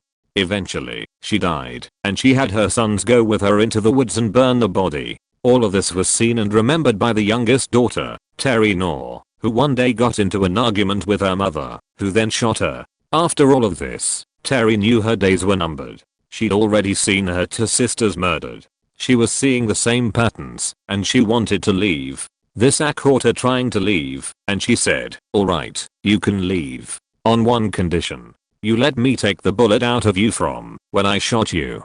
Q1 bathtub operation later, and a horrible infection. Terry finally got to leave. She spent the rest of her life trying to tell the police the story of her childhood and what happened to her sisters, but they all thought she was nuts and no one believed her. It wasn't until they found one of the burned remains that someone said, "Hey, some of this story is checking out. Maybe we should listen." The truth finally came out about this Anor, and after finally being listened to, Terry died shortly after. Edit: if I forget any details / mix something up, I apologize. I was 10 or so when this story aired. Edit 2, so I looked up the story again, and it seems I didn't forget a few things. Susan was the oldest daughter. She was the one who was shot and operated on. She developed a horrible infection, and when she wasn't getting better, this tied her up, drove out with her sons, and had them light her on fire, which was her ultimate cause of death. The second daughter, Sheila, was forced into prostitution in order to support their family. All of the kids were removed from school no later than the 8th grade so no one could inquire about injuries. Sheila was beaten and locked in a small closet with no ventilation, no food, no water, no bathroom, nothing. She eventually died in there and was only released days later after the smell became so bad. This had her sons bury her body. Terry left home at 16, using Sheila's ID card to pass as an adult. She went to police and doctors to tell about what happened, but no one believed her. It was a TV program she saw about people investigating a murder that made her call in one last time. She thought they were probably talking about her sister.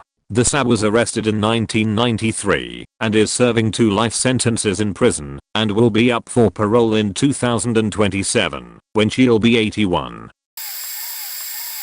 When I was a little girl, we used to live in this 2-story house. I always told my parents that the house was super haunted, but they never believed me. The house itself was very creepy. We had street lights on our street, but the lights never shined on our house. At night time it was always pitch black. The sink in the kitchen would always make that creepy dripping sound, even after getting it fixed numerous times. My room was at the top of the stairs, and some nights I could hear footsteps coming up and down the stairs and even sounds like the footsteps were coming towards my bed.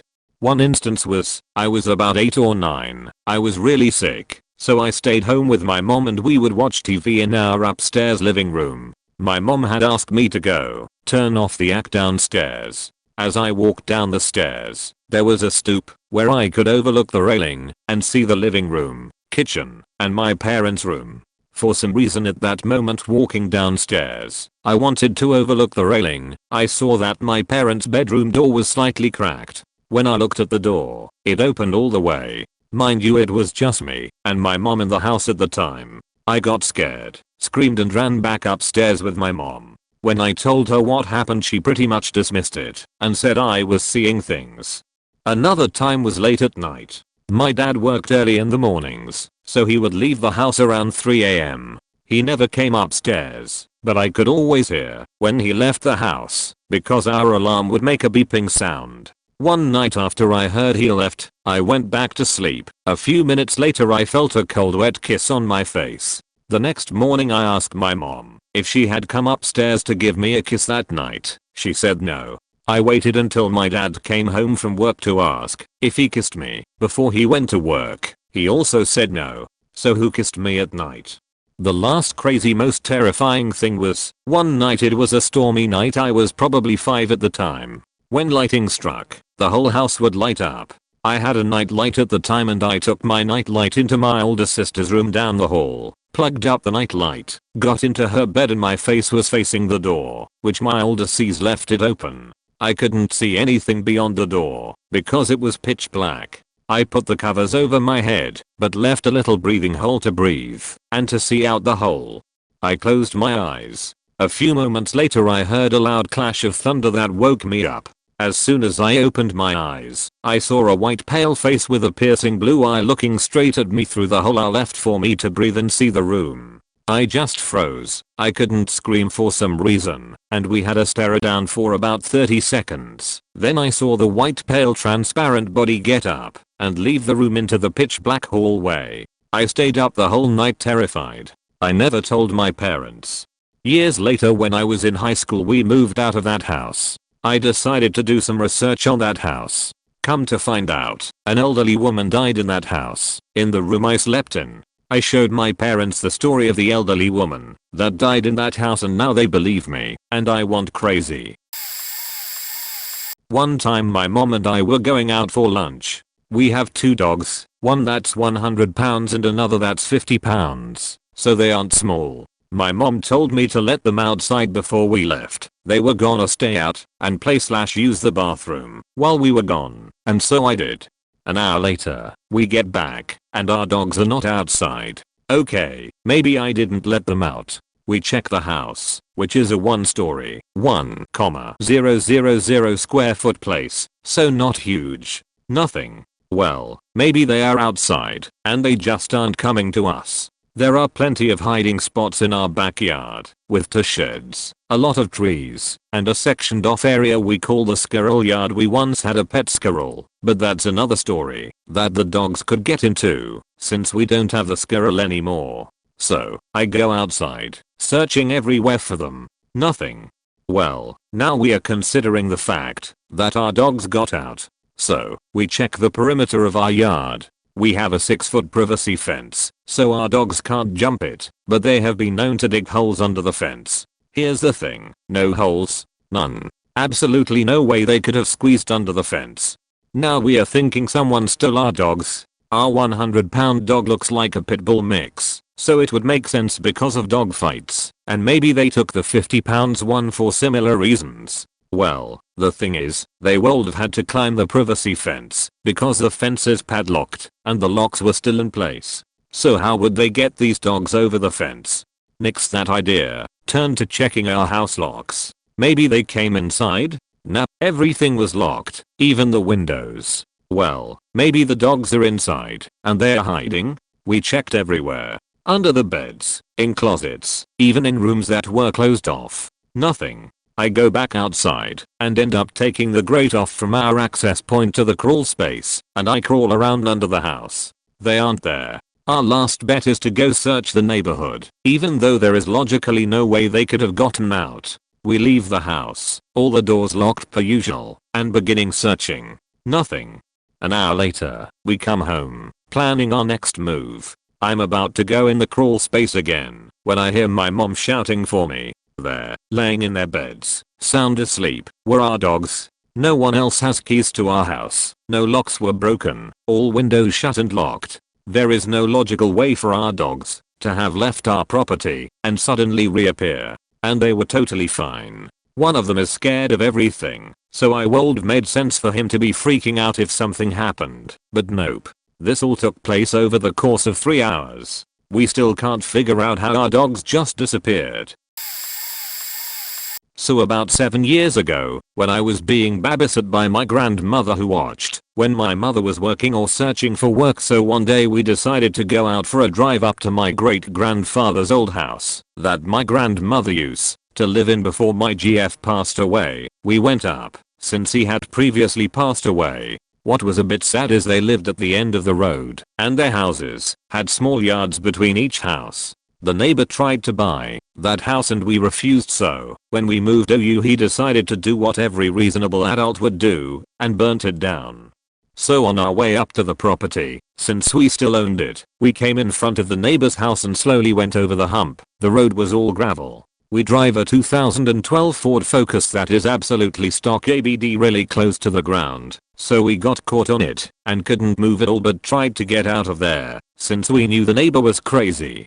So we go out and try to get the car out of place since my 7-year-old mind thought I could do it, and while we did the neighbor came out absolutely screaming at us to get off his property. Now my grandmother isn't like others and got mad pretty fast, and they got in a little bit of a screaming match. One threat that scared the shit out of us was that he would push our car off the hill with his 2007 Dodge Ram 2500, and that's what made me start crying. As my grandfather is trying to comfort me, this man did the unthinkable. He went behind the door for a moment and came back out, except this time with a shotgun. He cocked it and shoot it off into the air as a way to scare us, which he succeeded in doing. So my grandmother got in the car and just slamming the pedal as she reversed as my grandfather pushed the front of the car. We eventually got out and quickly got out of there. I was scared he would actually shoot one of us if we didn't get off of the property. TLDR, I visit an old house and get threatened with my life. Posted this in another thread I'll share here as well. 3 years ago in summer I worked part-time in a mining museum as a tourist guide. It was my first day and my boss was showing me around, giving me a full tour of the place. All tours were divided into 2 parts, surface and underground. After checking out everything on the surface, visitors are equipped with a raincoat, helmet and flashlight, and taken underground on a 1.5 kilometer trip around a 400 years old mine. My boss and I were about halfway through the mine, and we just crossed one of the optional exhibits, an old chest used as a storage for tools. Right after that we climbed down this long wooden staircase. He wanted to show me an emergency telephone that reaches the cashier on the surface in case someone gets sick or injured during the tour. There were 3 telephones underground, one at the mine's entrance, one in the middle, where we were at that moment, and one at the last stop of the tour, before you went back out. He asked me to walk back to the entrance, use the phone and call him. Walking back, I was climbing up the same stairs as minutes ago when suddenly I froze in the middle because I could see that the chest we just walked by was open. I was sure it was closed before, but I thought yeah maybe I just didn't notice. I started walking towards it when the thing slammed shut in front of my eyes, just like the jump scares in horror movies. I nearly shat myself on the spot, made a muffled scream, my heart never raced so fast. Turned around and ran back to my boss. Asked him about the chest, and he said it's always closed as it's empty anyways, and there's no reason to leave it open. Based on my expression he knew what was up, but tried to play it cool. He cut his lecture short, and we went straight to the exit. Outside he told me that, although the place is quiet and creepy, when you walk around alone, neither he nor the other guides and employees experienced anything similar. A small rural town 5 minutes south of where I live got bombed in WWII, and it took several days for anybody to figure out it happened. February 23, 1945 was a crisp snowy day in North Door, Michigan. Brothers Bob and Ken Feen, along with their best friend, Larry Buzz Bailey, were playing outside at the Feens' house. All of a sudden, the 3 preteen boys were distracted by what appeared to be a big blob floating overhead. I don't remember which one of us looked up and saw it first, said Bailey, 81, who now lives in Newaygo, Michigan. We were sure excited because none of us had seen anything like that before. It was about a half mile up and was floating downward at a 45-degree angle. We knew it was going to land close by. A family friend of the Feens named Joe Wolf happened to be visiting at the time and offered to take the boys in his pickup truck to look for the object. We hopped into the truck and Joe drove about a mile east, Bailey said. We turned right on 21st Street and there it was lying about 50 yards off the road on Basil Stein's farmland. Wolf and the boys assumed it was a balloon because of the huge envelope and the numerous ropes that were hanging from it. When we got up close to it, we saw there was some sort of platform attached to it, said Bailey. The platform was charred black. Wolf and the 3 boys decided to drag the object to the road, load it into the back of the pickup truck, and take it to the Feens' house. When we got it to the house, we crammed it through the back door and down into the basement, said Bailey. The thing was so huge it spread from one end of the basement to the other. Genevieve Fien, the mother of Bob and Ken, immediately called the family priest to come to the house and examine the discovery. The priest advised the Fiens to call the authorities. Genevieve then called the Kent County Sheriff's Department, said Bailey. It didn't take long for some deputies to show up at the door. Their first thought was that it was a weather balloon, but after a call to the local weather bureau, the deputies were told that there were no weather balloons in use that day. The sheriff then called the FBI to come look at it. The balloon stayed in the Fiends' basement overnight, Bailey remembered. The next day, while Bob, Ken and I were at school, more members of the federal government arrived at the Fiends' house and confiscated the balloon. The feds told us to never speak of seeing this balloon and to go about life as though finding it had never happened. Larry Bailey and the Fiend boys never knew what they had truly discovered on that cold February day until 15 years later, when most of the declassified information about the Japanese balloon bomb campaign became public. When we found out what it was, I remember talking with Bob and Ken about how glad we were that the bomb dropped and detonated somewhere before we found it, said Bailey. If we had found it still loaded with explosives and started dragging it through the field like we did, I may not be here to tell the story all these years later. It was later learned that the Japanese Fujio balloon found indoor was sent to the Naval Technical Air Intelligence Center in Anacostia, District of Columbia, for laboratory evaluation. After that, the balloon was shipped to a research center in New Jersey, where it fell into possession of Don Pickett, who was an employee at the center. It was in the winter of 2005. I had just started my job at a local TV station only a week earlier. Between the evening news broadcasts, 6 p.m. to 10 p.m., it was typical for the production crew to go on break. I decided to go home and had to use my dad's old minivan, as I didn't have the money for a car of my own. The road from the station was very dark. A 2-lane road, no sidewalks, only ditches. I was maybe 2 or 3 blocks away and hadn't even gotten up to speed, 35 miles per hour, when I suddenly saw a figure on the side of the road. As I swerved to miss this person, I nearly hit a car head-on from the oncoming lane. This obviously terrified me, as it was the first time I'd ever had such a close encounter.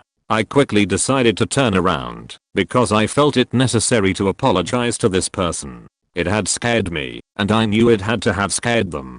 He was laying in the road. Investigators concluded that the side mirror had hit him in the shoulder, knocking him down. Panicked, I turned on the emergency lights and jumped out of the car. I ran halfway up to him asking if he was okay and reassuring him that I would get help. I didn't have a cell phone, so I had to flag someone down. It all happened within a matter of seconds. I saw headlights coming from my original direction. I stood in the middle of the road, screaming and waving my arms around. They never stopped or even touched their brakes. Neither before or after they ran right over his head, only feet from me. Everything went quiet, even though I was screaming. I didn't know what to do. Much of what happened after was a blur. I know I threw myself in front of the next passing car. This one would stop. I demanded through tears that this woman help. To call for help. I was in shock. I know that I was able to tell my side of it before going numb, occasionally asking an officer or nurse if he was okay. They took him off life support a week later. Through word of mouth, they found out who the guy was. He was bragging to his high school friends that he killed him ****. Somehow was never charged, and the bastard walked free. Aside from the station I worked at, all other news outlets went with malicious speculation, saying it was a drug deal gone bad, or a planned out hate crime. One of the hardest things I've ever done in my life, but something I had to do, no matter what would happen to me. I went to the visitation of the victim, and choked out an apology to his mother. Both of us sobbing. She placed her hand on my shoulder, then walked away. The story of Elizabeth Smart is up there on my list, though it luckily ended as well as it possibly could. She was a young girl who grew up in the same city I did, Sandy, Utah, a quiet little suburb south of Salt Lake City. She was kidnapped from her home in 2002 at the age of 14. I was only 3 myself at the time, so I don't remember it actually happening, but I remember the kidnapper's trials and her story being all over the news as I was growing up, especially at the end of that decade, when the trials were happening. Pretty much anyone who lived in Utah at that time is familiar with her case and knows her name when they hear it. It was talked about so prevalently that I remember having many nightmares as a child about the same guy breaking out of prison and kidnapping me. Her family had paid a man to do some work on their house, and that man later snuck in through her bedroom window in the middle of the night and kidnapped her at knife point. Her poor father was actually largely accused for the crime despite having nothing to do with it, and I believe he was even arrested and held for a time. Nearly everyone believed he was guilty until the real culprits were found. She was held for 9 months by this man and his wife and raped almost daily. They had created a distorted version of Mormonism, the dominant religion in Utah, which Elizabeth is a part of herself, to justify it all, and performed a sealing ceremony, a Mormon marriage ceremony which they believe will keep them married in the afterlife, between Elizabeth and the man. He and his real wife fully believed he was a prophet of God and doing his work. They kept her tied up until she reached the point where she knew attempting escape would get her killed, and she managed to convince them eventually that she fully bought into their religion too, and they trusted her not to run. Rumors have said they truly brainwashed her, but she insists she was only playing them and never fell victim to their brainwashing. One vision from God, that the man had told him to kidnap Elizabeth's cousin who was her age, and if she hadn't been rescued when she did, they probably would have done so or at least tried, planning to marry her to the man and rape her as well. The three of them all camped out in the woods together for basically all of that time, only going into public on rare occasion, and in full disguises. There were periods of time where they came close to starving and dying of thirst out there. Eventually they all went out in disguises that weren't good enough. If I remember the story correctly, they were in a Target in Sandy, and some shoppers recognized the abductors from an episode of America's Most Wanted and called the cops, who blocked off all the exits and arrested them when they came outside. The man was sentenced in 2011 to 2 life sentences. The wife got 15 years in 09, having gotten credit for time already served on a plea deal, and got out on parole last year. Elizabeth went on to be a major activist, helping victims of kidnapping, rape, and human trafficking all over the world. She helped get the Amber Alert system implemented here in the USA. In 2011 she founded the Elizabeth Smart Foundation to fight human trafficking. She is now married with 3 children, and she has a bachelor's of music in harp performance. She helped create a TV movie about the experience, which she narrated herself, which is where I got most of this information. The rest is on her wiki page. It's a hard movie to stomach, but very interesting. The story of Elizabeth Smart is up there on my list, though it luckily ended as well as it possibly could. She was a young girl who grew up in the same city I did, Sandy, Utah, a quiet little suburb south of Salt Lake City. She was kidnapped from her home in 2002 at the age of 14. I was only 3 myself at the time, so I don't remember it actually happening, but I remember the kidnapper's trials and her story being all over the news as I was growing up, especially at the end of that decade, when the trials were happening. Pretty much anyone who lived in Utah at that time is familiar with her case and knows her name when they hear it. It was talked about so prevalently that I remember having many nightmares as a child about the same guy breaking out of prison and kidnapping me.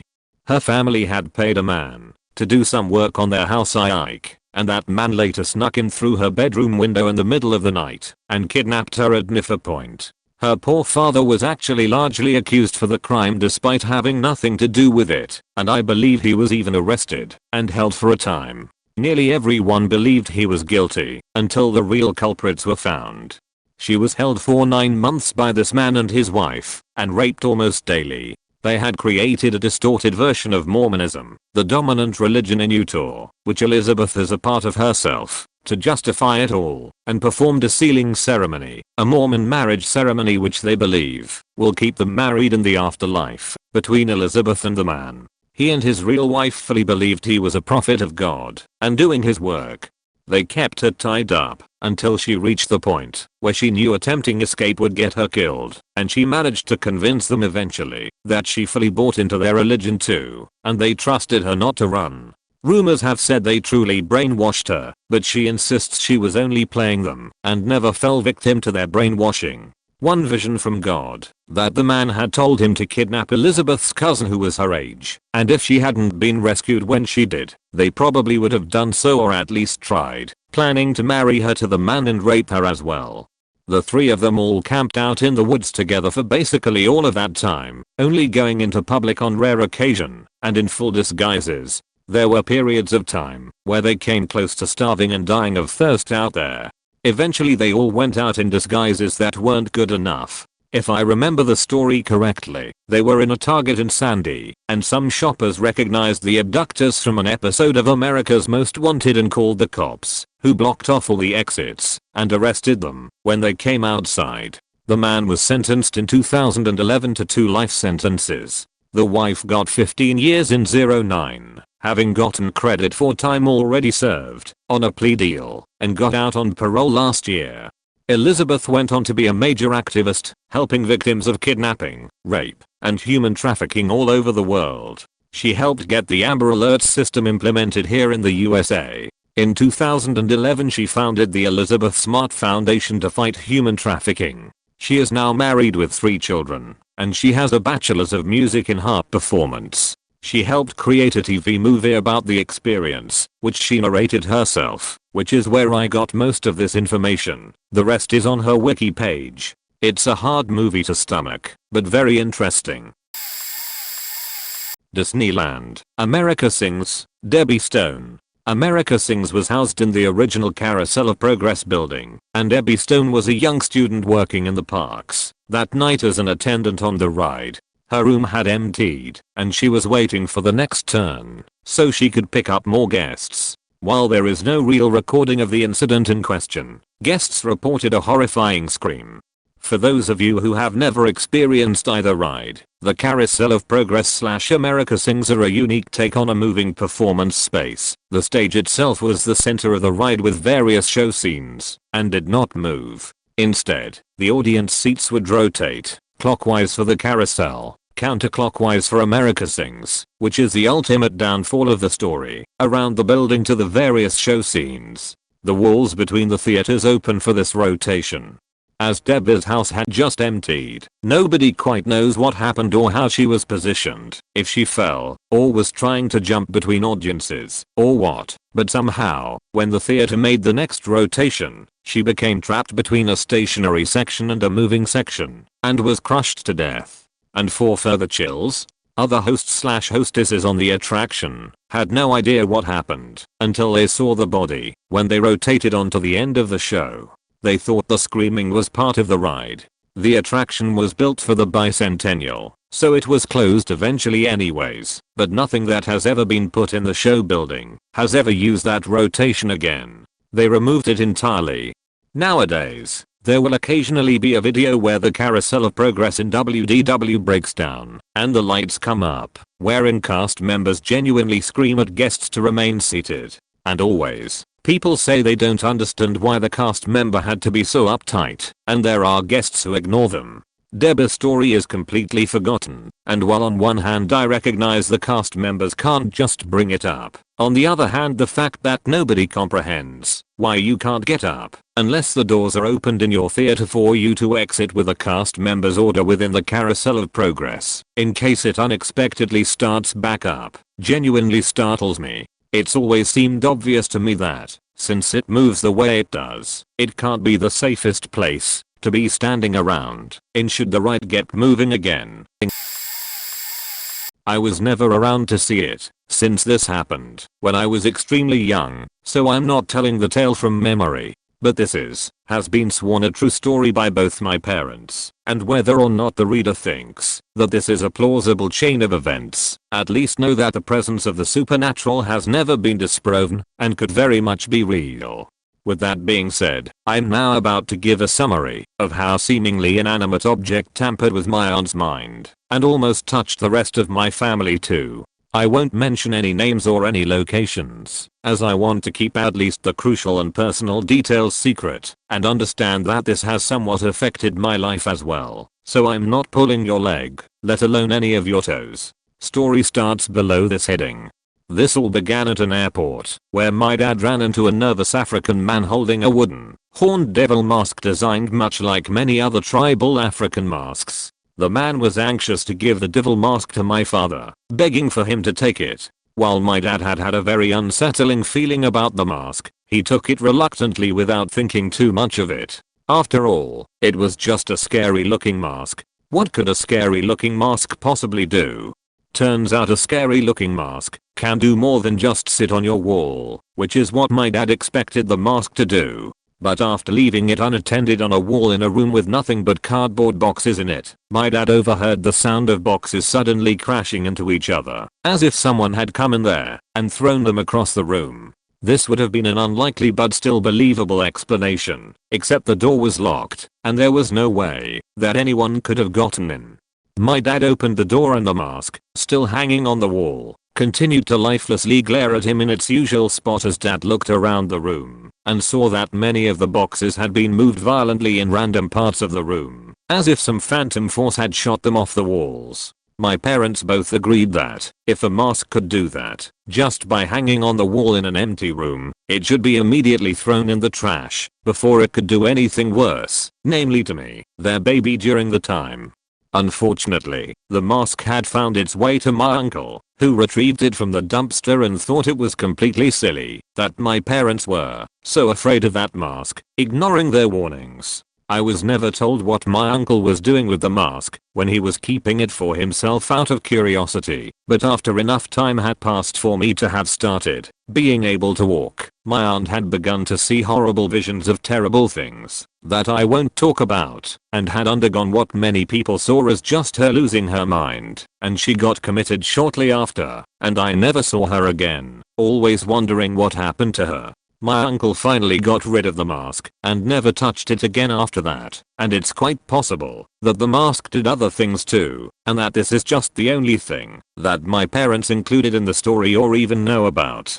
Say what you want about what I'm telling you, I don't have any proof of it, but my parents are some of the most honest people I know and would never lie about something like that. And for something that I was never around to see, it's still scary to me that a cursed mask could actually do that, and like I said, this is not a joke, and this will always be my reminder that there is a supernatural world above us, and if we mess with it, it will mess with us.